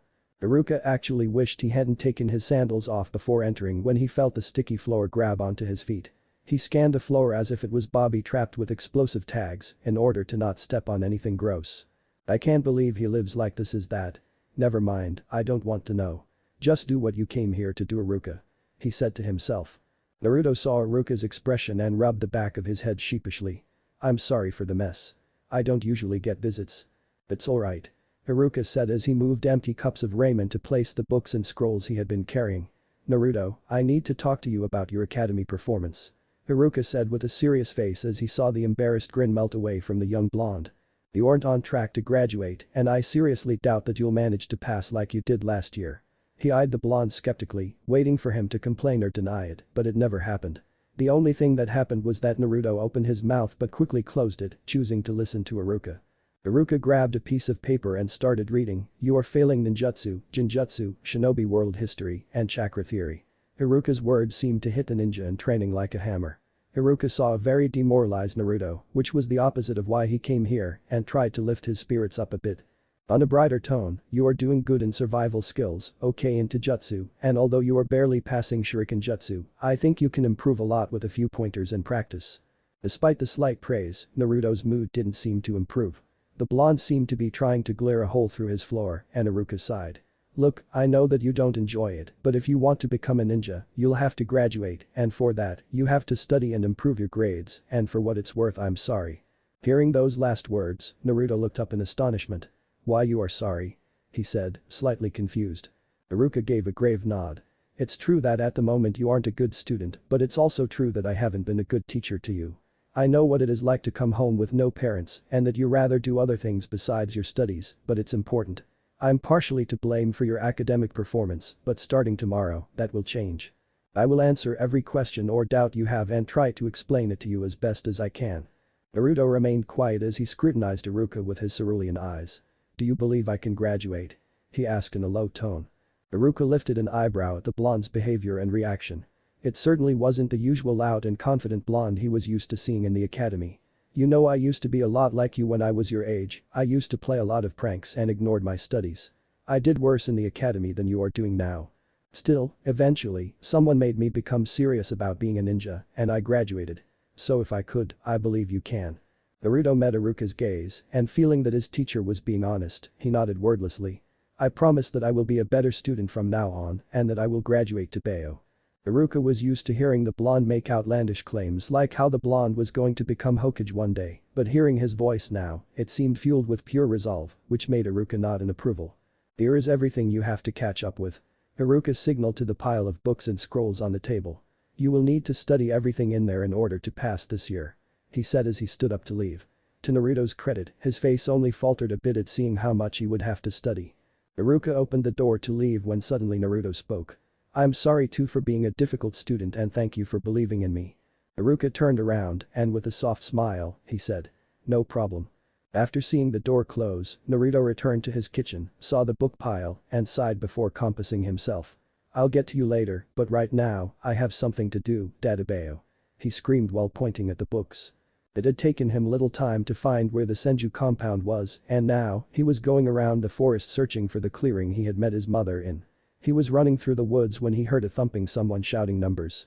396, 397, 398, 399, if I can't do 500 log kicks, then I'll do 1000. Squats. Naruto's hyperactive mind was momentarily distracted from his search as he followed the voice that kept on shouting. 404, 405, 406. After following the sounds of voice for a few seconds, he found a kid about his age with long black hair fastened in a braid who wore a cream tie-kai uniform with brown pants. Naruto also noted that the kid had abnormally thick eyebrows. He observed him continue kicking the long for a few seconds before shrugging and continuing with his search. Eventually, Naruto found the clearing. He stood there analyzing every little aspect he remembered from his dream. Everything was an exact replica of his dream, from a specific patch of grass to where the tallest tree was, except for a small and slightly run-down cabin hidden behind some trees. Naruto gulped as he approached the nondescript cabin with a curious step and stopped in front of the door for a minute, not knowing really what to do. After staring blankly at the door for a minute, he slowly brought his hand to the rusty doorknob. As soon as his bare skin touched the cold metal, he felt a sense of familiarity overwhelm him as he heard a soft click that signaled the door was unlocked. After a slight push and the sound of a creaking door, Naruto's eyes were welcomed by the sight of an old closet, a bed, and a nightstand. Naruto's curious eyes danced over the small room in wonder until his cerulean orbs came to rest on something placed over the nightstand. Without taking his eyes off the object, Naruto walked with uncharacteristic carefulness next to it. Naruto made it to the nightstand only to stare in silent awe at the dusty picture that stood in there. Tears started coming out of his eyes as he softly started saying. "It wasn't a dream, it wasn't a dream, it wasn't a dream." Naruto laughed and cried simultaneously as he celebrated everything he learned about himself, be it good or bad, because it meant that he had a mother and father who had loved him. Naruto didn't know when but grabbed the picture and sat on the small bed as he wordlessly admired the picture of his parents. It was a beautiful picture of the pair when they were 16 years old. Minato wore a baby blue kimono with yellow highlights. Kushina had on a beautiful pale yellow kimono with several flowers printed on it. Both had huge smiles on their faces as the fireworks exploded behind them. After staring at the picture for a while, Naruto put it back on top of the nightstand and began exploring the small cabin. He started with the closet. Standing before it, his eyes landed on some words randomly written in the closet. Sword of Shinobi's love. It read, which confused him a lot, but he opened the closet only to find some dusty covers, blankets, and old clothes that were too big for him. Some people might have seen it as trash, but to Naruto, there wasn't anything more valuable in the world at the moment. After examining the closet, Naruto opened the drawers of the nightstand only to find 2 scrolls next to a piece of paper. Naruto grabbed the paper and carefully read it over. Adoption form for Hada Kakashi. His brows furrowed slightly as he remembered the name his mother had spoken. She had asked him if he lived in Kakashi, Tsunade, or Jiraiya. Who were they? Her mother knew them enough to expect him to live with them. Still, he was completely sure he had never met any one of them. What had happened to them? Did they die like his parents? Did they ignore his existence because of the Kyuubi? Did they even know that his mother was also a Jinchuriki? Naruto's thoughts had become rather dark rather quickly and he had to snap himself out of his spiraling train of thought. Concentrating on other objects in the drawer, Naruto pulled both scrolls out and examined them before opening the yellow scroll he held onto in his right hand. He opened it only to find the kanji for family, taijutsu, ninjutsu, notes, and fukinjutsu.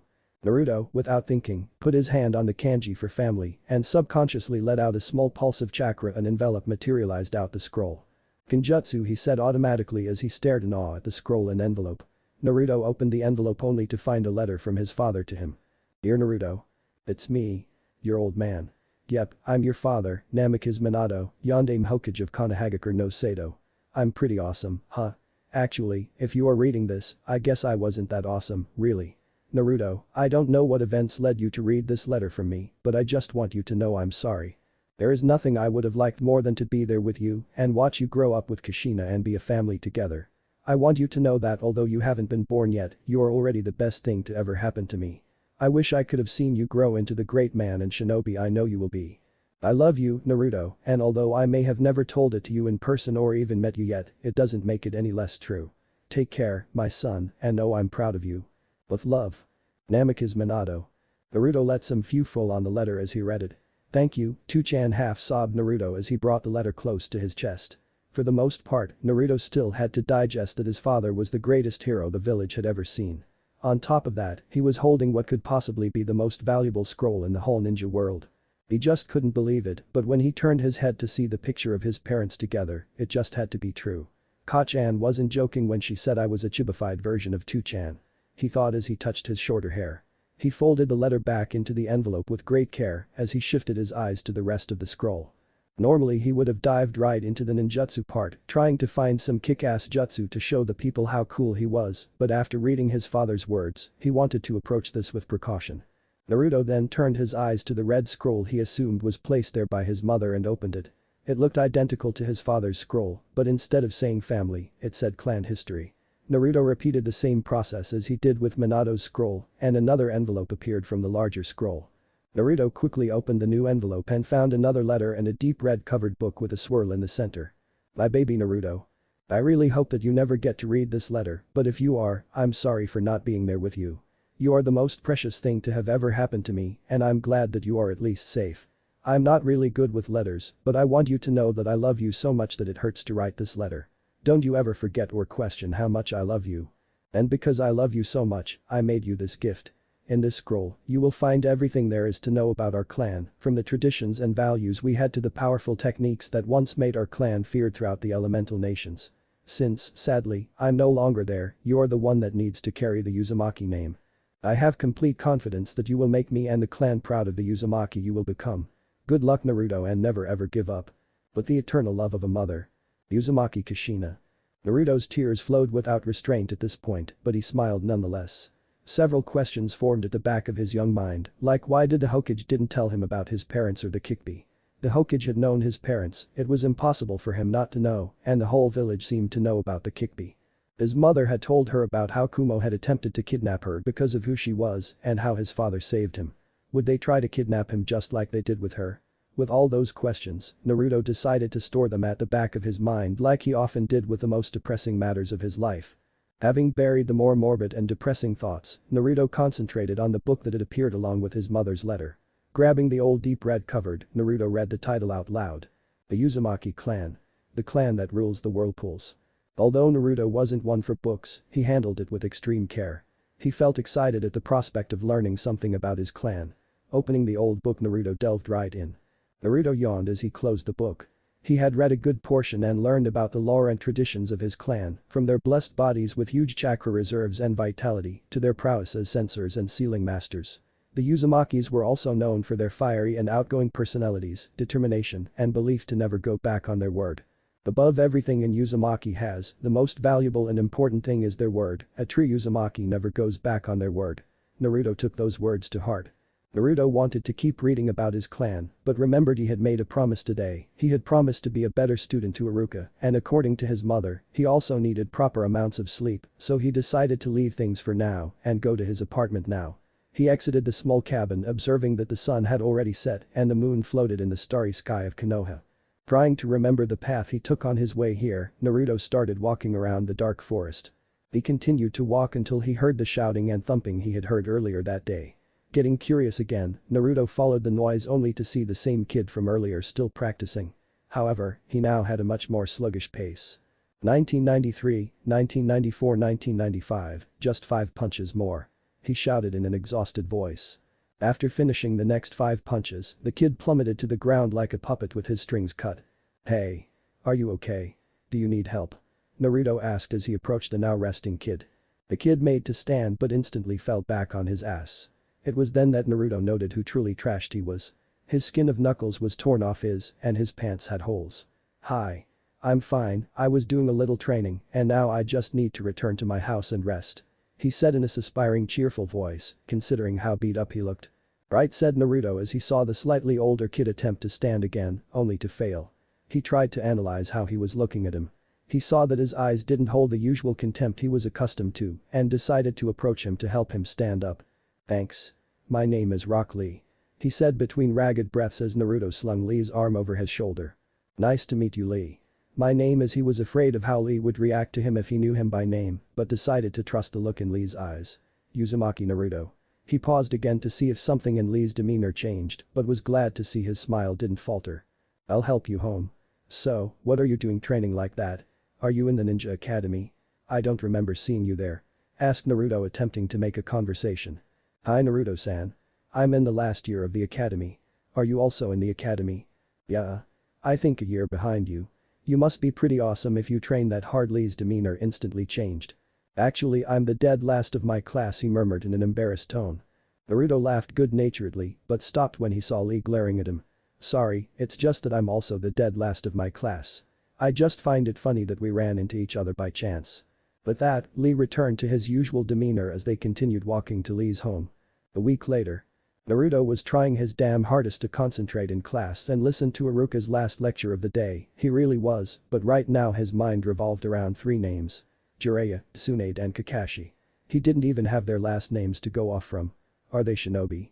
They seemed close with his parents, and shinobi often only hung out with other shinobi for the most part. This much he had picked up when he saw the uniformed man and women throughout the village. If they were shinobi, did they die on a mission, and why had he not met them if they weren't? He knew that those people couldn't be related to him by blood. After all, he was probably the last survivor of the Uzumaki clan, and he read in one of Minato's journals that he had also been an orphan. So blood ties were out of the picture, and also, if they were family and alive, they would be with him, right? The fact that he held the Kyuubi shouldn't have scarred his family away. But this Jiraiya guy is supposed to be my godfather and Kakashi, my brother. Aren't families supposed to love each other? For Naruto to know that his parents had loved him made him feel special and whole, but the fact that the people that his mother expected to be with him hadn't ever shown up still made him feel, well, he didn't quite know. He continued his thoughts as a frown developed on his features and he gained a blank look in sky blue eyes. Naruto. He seldom heard his name being called, but it didn't quite register. Naruto. The voice became louder. "Naruto." "Huh? What? What happened?" he said dumbly as the class erupted in laughter except for a select few. Iruka just had to take a big breath. I asked what battle brought the Third Shinobi World War to an end. Oh, the Battle of Kanabi Bridge, in which my Naruto trailed off before recuperating. My idol, the Yondaime Hokage Namikaze Minato, brought down the last push from Iwagakure to cross the border between Hai no Kuni and Kusa no Kuni.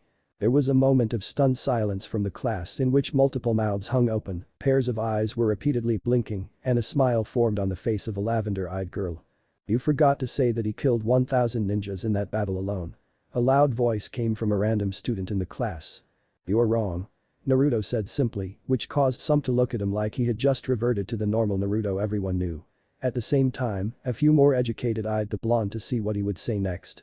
The Yondaime didn't defeat 1,000 shinobi in that battle. That was his number of confirmed kills all through the war. Baka. Several voices screamed at the top of their lungs as Iruka tried to get the class back in order. I don't understand why you admire the Yondaime that much, it's not like you'll ever be like him. Said Kiba in a dismissive that invited challenge. Oh, that struck a nerve that Naruto didn't even know he had. For the first time in his life, Naruto became angry, truly angry, and he couldn't quite put a finger on the reason. Was it the first part of the statement? I don't understand why you admire the Yondaime that much. Didn't they know what he did for everyone? What had he sacrificed? Who had he sacrificed? Or was it the second part of the statement? It's not like you'll ever be like him. Shut the fuck up.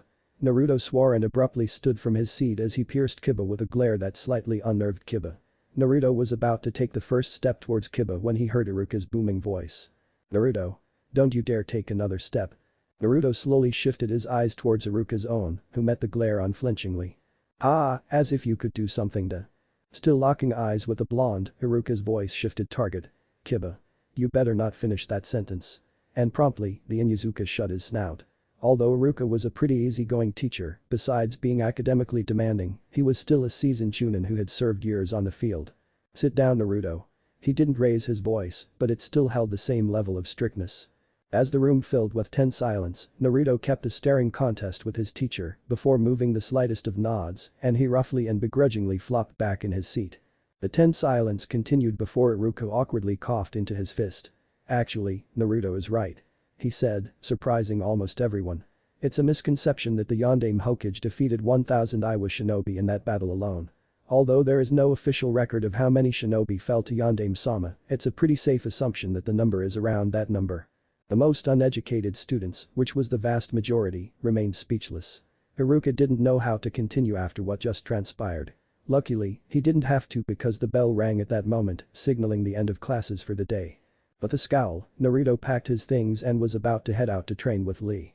He had bonded a little with him since Naruto always saw him training on his way to the clearing, where he would read about his clan and his father's notes.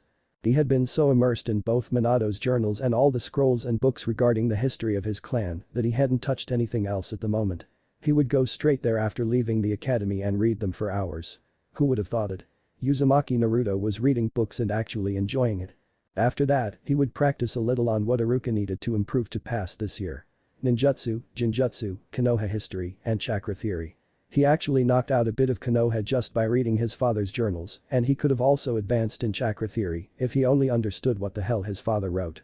Naruto was about to reach the door when he heard Iruka's voice, which still held an air of authority.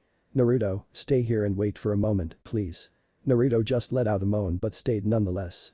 Naruto heard someone snickering before Iruka spoke again. Kiba, I wouldn't be laughing if I was you. You are coming with me. Said in a less kind tone.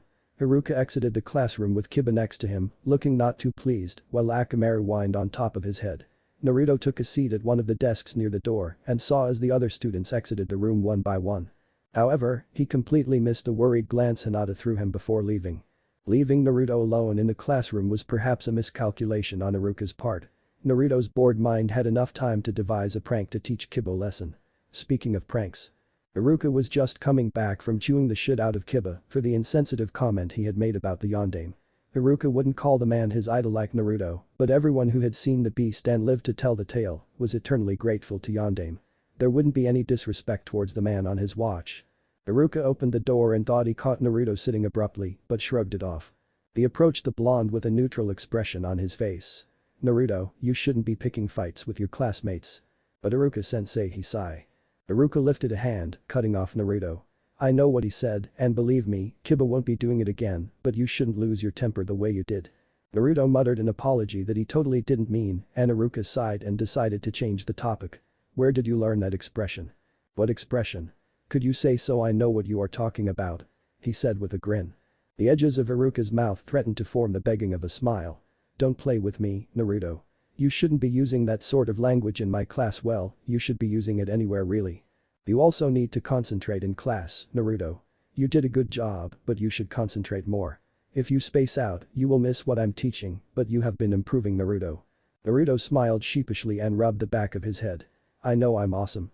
You still have a lot to catch up Naruto but good job, just try to keep it up. I will. I promise, and Uzumaki Naruto never goes back on his word. Iruka let a small smile appear on his face. Okay, Naruto, but I have some homework for you. Naruto groaned and Iruka channeled his teacher persona. Now Naruto, this will help you concentrate a little more and help with your ninjutsu also. Naruto instantly felt a slight touch on his forehead and when his eyes looked up, he saw a leaf sticking to his forehead. You are going to be doing leaf concentration exercises. It should help you concentrate and it will improve your ninjutsu. Not this again. Yes Naruto, this again. Concentration is key for a shinobi, you will be practicing this exercise to stop losing focus on my class. Naruto just sighed in resignation. Okay, Iruka-sensei. Good. Naruto was about to leave when Iruka spoke again. Naruto thanks for dialing it down on the pranks in my class. I don't know what you are talking about Iruka-sensei. I haven't done any pranks. He said as he rubbed the back of his head sheepishly. Naruto, I'm not dumb. I know you have continued your pranks and just because I haven't caught you yet doesn't mean I don't know it's you. Naruto just gave him a huge and devious grin.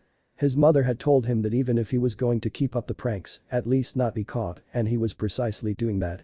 Although everyone knew it was Naruto doing the pranks, they didn't have any proof yet, but they also had zero doubts that he was behind every last one of them. It was the best of both worlds for him actually. Getting the recognition but not getting the punishment or having to clean after his mess. Yep, he was having his cake and eating too. Whatever Iruka-sensei. See you on Monday. And Naruto rushed out of the classroom with tremendous speed.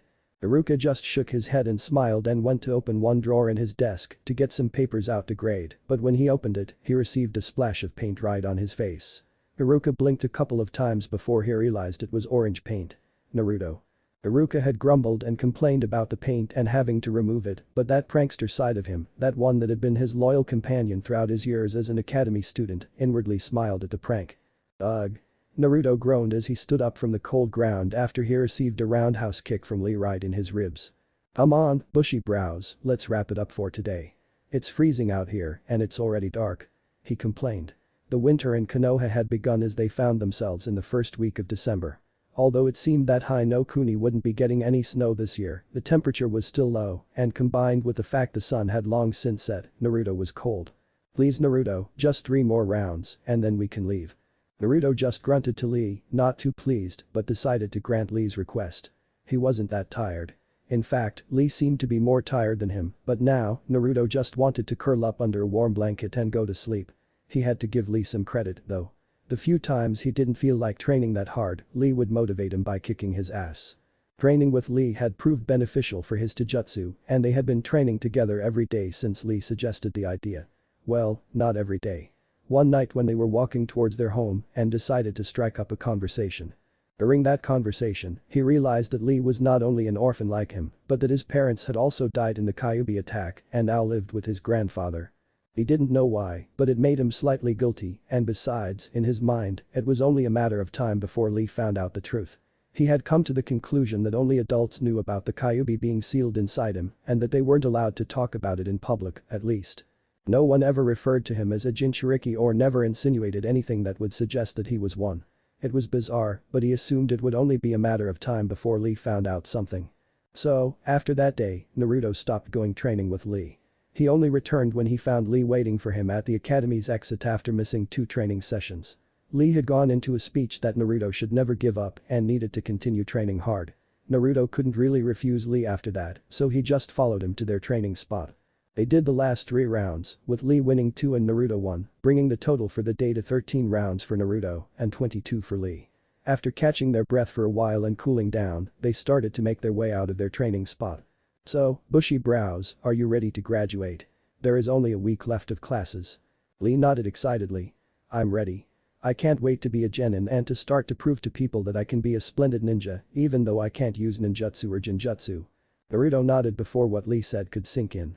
It took him a moment for him to realize what Lee just said, and when he did, he exploded.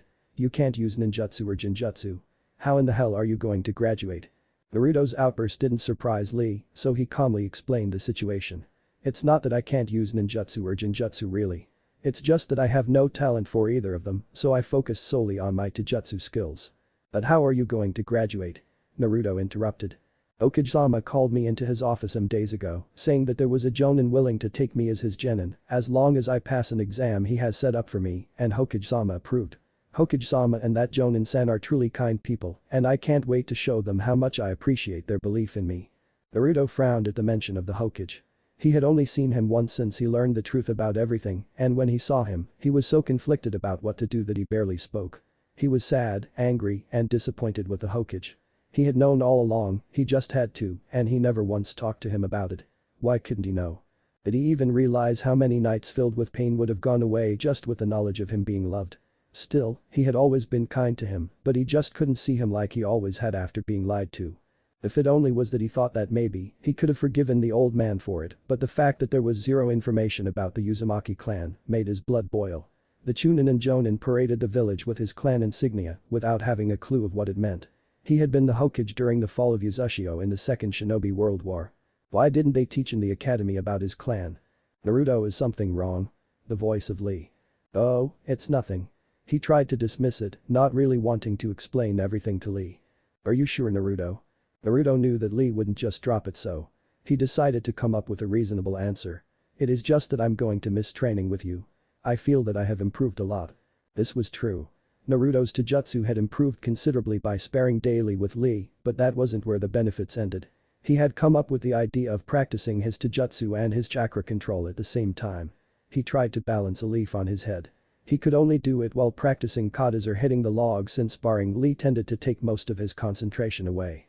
Regardless of being unable to spar whilst balancing the leaf on his head, his training had helped him get the hang of the Kawarimi no Jutsu, Substitution Jutsu, and Henge no Jutsu, Transformation Jutsu. He hadn't mastered them yet, but more often than not he could do them. But when you graduate, you will go on exciting missions and train with your team and your sensei, and we won't really have time to train together. That's all. The answer he gave was true enough. He will certainly miss training with Lee. He didn't know if Lee considered him a friend, but Naruto sure did, his first real friend. Lee nodded in understanding and contemplated what to say. Don't worry, Naruto. I'm sure I can always find time to see a friend. He finished with a smile. Naruto stopped dead in his tracks as his eyes widened. Why you consider me a friend? Lee just nodded as if it was the most obvious thing in the world. Don't you? A huge grin filled Naruto's head as he nodded. Say, I was planning on having ramen tonight. Wanna join me? Lee just nodded excitedly, and both made their way to Ichiraku's. The bell rang, and Naruto started to get his lunch out. He eyed it with misery clear in his eyes. It was just some plain onigiri that were barely holding themselves together. I would also be sad if that was my lunch. Naruto looked to his left only to see Chimjai looking at him with pity in his eyes. They had been sitting together during the class with Shikamaru. What's with that lunch?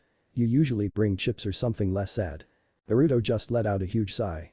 I know, but I promised someone I would start eating better and well, I don't really know how to cook and no one can teach me. This is the only thing I kind of know how to make at home. Naruto had asked Tucci if he could teach him how to cook, but funnily enough, he was a disaster in the kitchen if he wasn't cooking ramen. He almost burned Naruto's apartment to the ground by accident. The old man had profusely apologized to Naruto, but Naruto just laughed it off. He actually found it pretty hilarious looking back at the memory. I could ask my mother to teach you, although my parents are out of town dealing with some clan business and won't come back until the Rin festival. In the meantime, I can share what I brought today with me. It's just barbecue left over from yesterday's dinner. That's healthy enough, right? Offered Chimjai. Thanks a ton, Chimjai. I really didn't want to eat this, and are you sure your parents wouldn't mind? He asked skeptically. Chimjai was about to respond, but a yawn followed by a third voice interrupted him to it. I can ask my mother, she always says my father and I don't appreciate her cooking enough. I'm sure she will be fine with it. I thought you were sleeping, Shikamaru. Chimjai said. The troublesome bell woke me up in time to listen to your conversation. Anyway, what do you say, Naruto? Shikamaru actually had a reason for this invitation besides helping the blonde orphan. Not that it was the whole reason for his invitation, but he saw it as a way to kill two birds with one stone. He had long since noticed that adults had a special distaste for Naruto and was curious about it. Sure, the blonde could be extremely troublesome in his own words, but he never did anything too bad. The prank of dyeing Kiba's and Akamaru's hair orange and releasing cats on the Inuzuka compound had been hilarious. It did cause a bunch of problems, but it was the only time he felt that Naruto might have crossed a line, but the adults had always disliked Naruto way before that prank.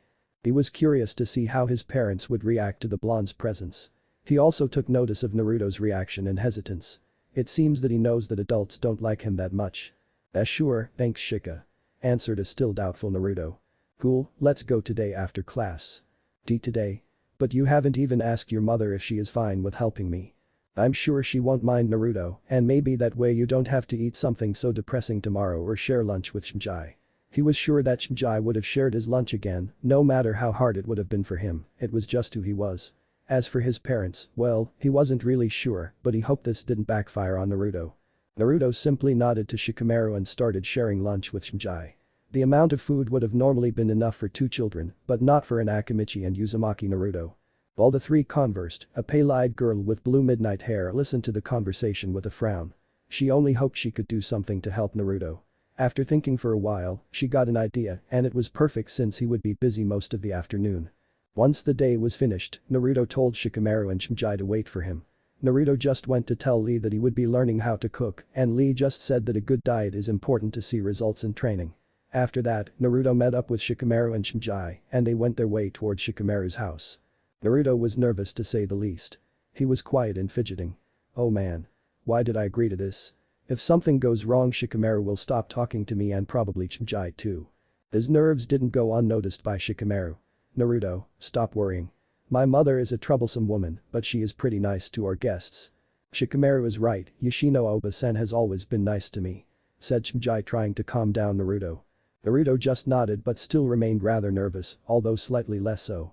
As they entered the Nara compound, the look some of his clansmen threw at Naruto didn't escape Shikamaru, and a frown developed on his face. Even people from my clan seem to have some sort of problem with Naruto. I'm pretty sure I would recall if he ever played some sort of prank on my clan. A few glares and skeptical looks also didn't escape Naruto, but not wanting to mess with Shikamaru's clan, he decided to concentrate on the compound itself. The compound was located at the south edges of the village, and it held an air of tranquility and peace that Naruto wasn't really known for. The compound was on the outskirts of a forest. It didn't quite compare to the jungle surrounding the Senju compound, and the feeling of virgin nature wasn't there, but it was a nice place. Shikamaru slid the door to his home open. "Tadaima, Ka-san," he said lazily. "Bakari Shikamaru."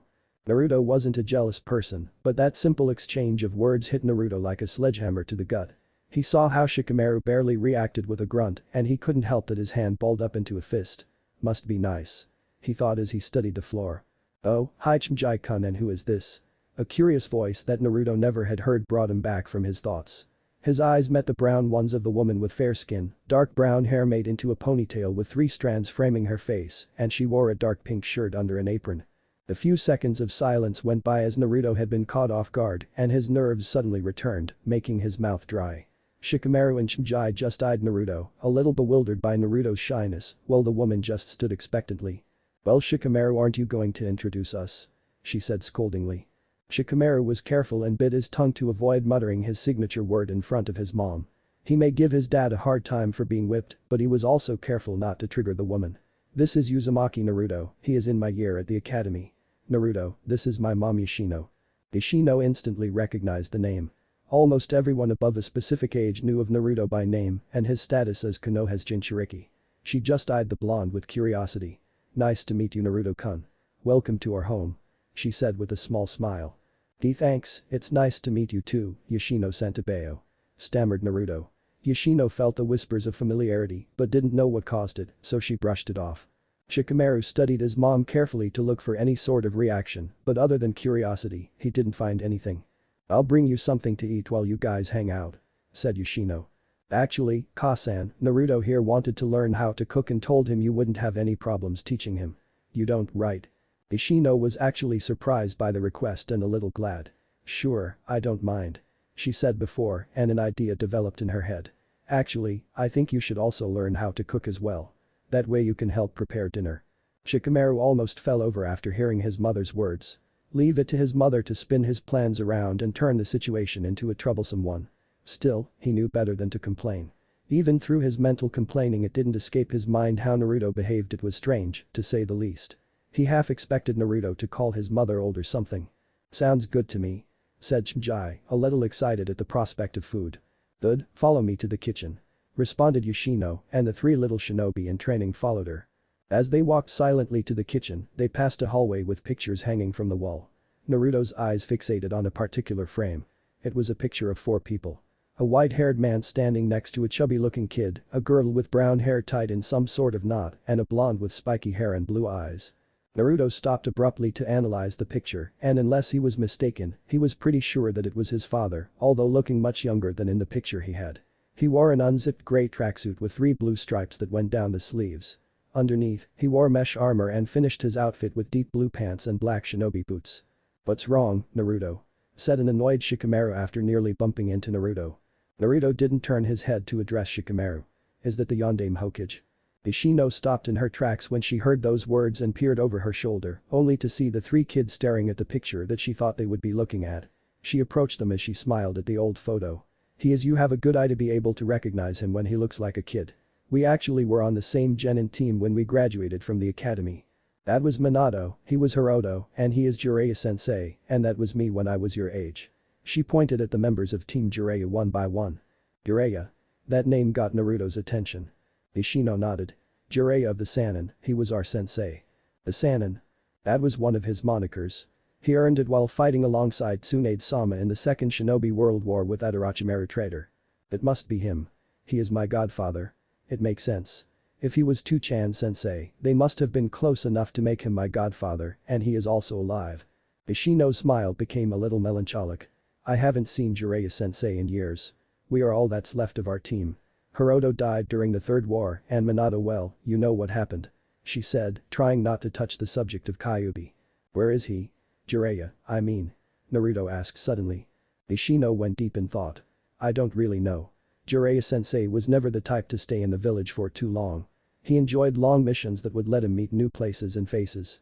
I think the last time I saw him was more than 11 years ago." A frown then came to her face. "The last I heard was that he was writing some books." "And the rest of the Sannin?"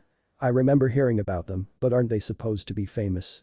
"I heard of them being in the village," said a curious Shikamaru. "Tsunade-sama left the village when the Third Shinobi World War ended and hasn't returned back, at least to my knowledge, but I didn't know her that much. As for Orochimaru, well, he is a Nukenin. He defected some years ago, it was a huge scandal, and they haven't caught him yet. I didn't know you were in the same team as the Yondaime when you were a genin. You never told me about it," said Shikamaru. "It was a long time ago, and well, there are some things I rather not remember." It was true. In the shinobi world, if someone doesn't share information that they aren't prohibited from sharing, they either don't trust you, are ashamed of what happened, it's too painful to remember, or it is not your business. Sometimes all 4 were factored in. "Anyway, let's go to the kitchen and start your lessons." And they started walking again. "What was he like?" asked Naruto. Said Yoshino. "The Yondaime Hokage, what was he like?" "Oh, well Minato was brilliant and driven. He always had great aspirations, even when he was just a child. He always dreamed about being Hokage. He was certainly a genius, although he never referred to himself as one, he picked things faster than anyone did. Ninjutsu, taijutsu, tactical analysis, leadership, even Kenjutsu. But for all his talent, he never slacked off." She threw a not-so-subtle glance at her son. He believed that his talent was only a reason to work harder. Also, despite his innate talent, he was humble, although he did acquire some flashiness from Jiraiya-sensei. Above all, Minato was loyal and kind, but would show no mercy when someone endangered those close to him. That's part of the reason he made a great Hokage. He loved the village to a fault. Naruto seemed to absorb all the knowledge Yoshino was giving out, his concentration on her words never wavered. "Why the interest in him in particular?" asked Yoshino. Naruto was about to respond with the truth, but closed his mouth before he could speak. "He is Naruto's idol," supplied Shinji. "He has always admired him as far as I can remember." "Really?" She turned to look at Naruto and smiled. "He is a good idol to have. Do you want to be Hokage just like him?" Yoshino said as they arrived at the kitchen. Naruto went deep in thought. What did it mean to be Hokage? To love the village?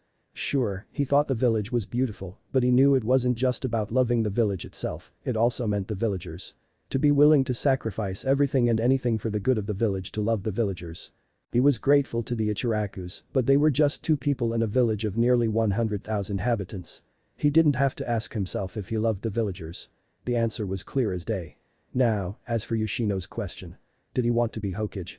Seeing the decisions his father had to make and what the third had hidden from him was the slap that woke him up to stare at the meaning of what it truly was to be Hokage. And although he didn't think he could do it, he still respected the position because it was something he didn't know he could ever do. It wasn't just about being skilled, working hard and strong. If it were, his confidence would have let him say yes, but it just wasn't the case. He couldn't just work hard to love the village, that much he understood. No, I don't think I want to be Hokage.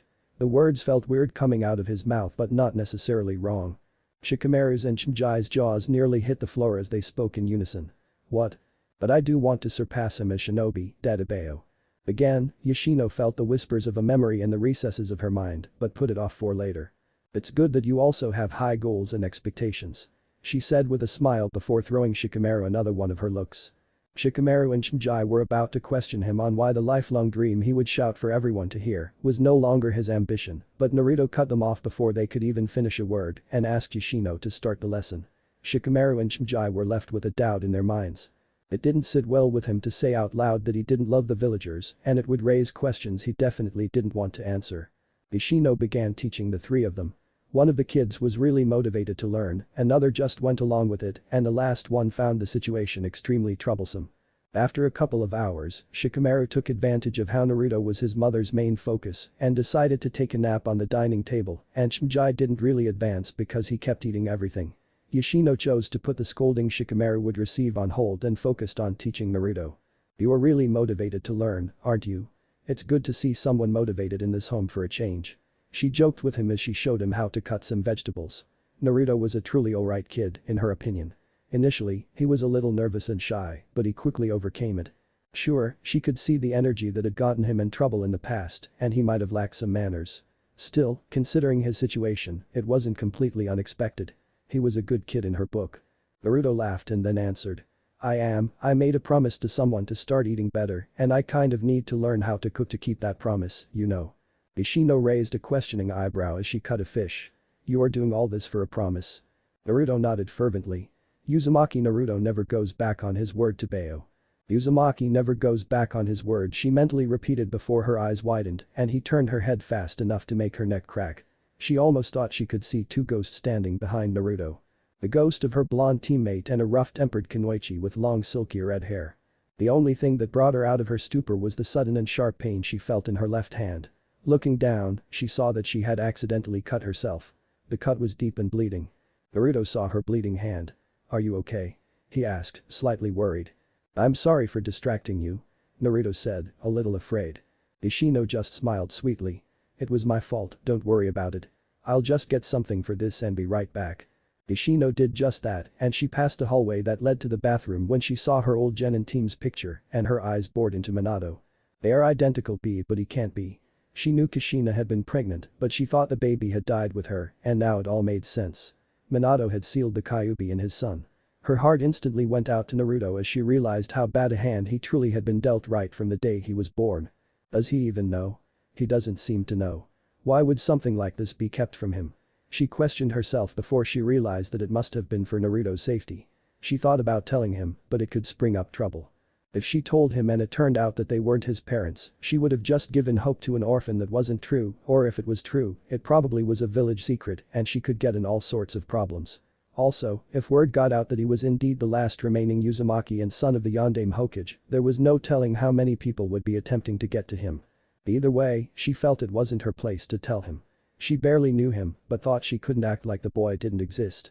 While Yoshino was tending to her wound and dealing with a mental storm, the lazy head of the Nara clan arrived at his home.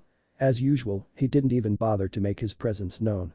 He smelled food in the air and lazily made his way to the kitchen, only to be extremely surprised by what he saw. Shikaku's eyes traveled from his equally lazy son to Shinjai, finally resting on Naruto. It was quite bizarre to find Konoha's resident Jinchuriki and #1 prankster cooking in his house of all places. His mind instantly started to go through all the possible reasons why Naruto was cooking in his home before he arrived at a conclusion. Troublesome. Like you wouldn't believe. Shikamaru didn't bother to lift his head from the table or open his eyes. Naruto just turned his head to see a man he assumed was Shikamaru's dad standing in the middle of the kitchen. He was quite at a loss for words on what to do at the moment. Luckily, Shikaku seemed to read his mind. "Nara Shikaku, nice to meet you and that sort of thing, carry on," he said before leisurely sitting beside his son and greeting Chinchai.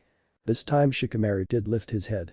"Naruto wanted to learn how to cook and I told him mom would be willing to teach him and now we are here." Shikaku lazily nodded as Yoshino entered the kitchen again and greeted his lazy husband. He noticed Yoshino looked paler than usual and seemed to be eyeing Naruto out of the corner of her eye every few seconds. He locked eyes with her and raised an eyebrow, but Yoshino wordlessly made him understand that she would tell him later.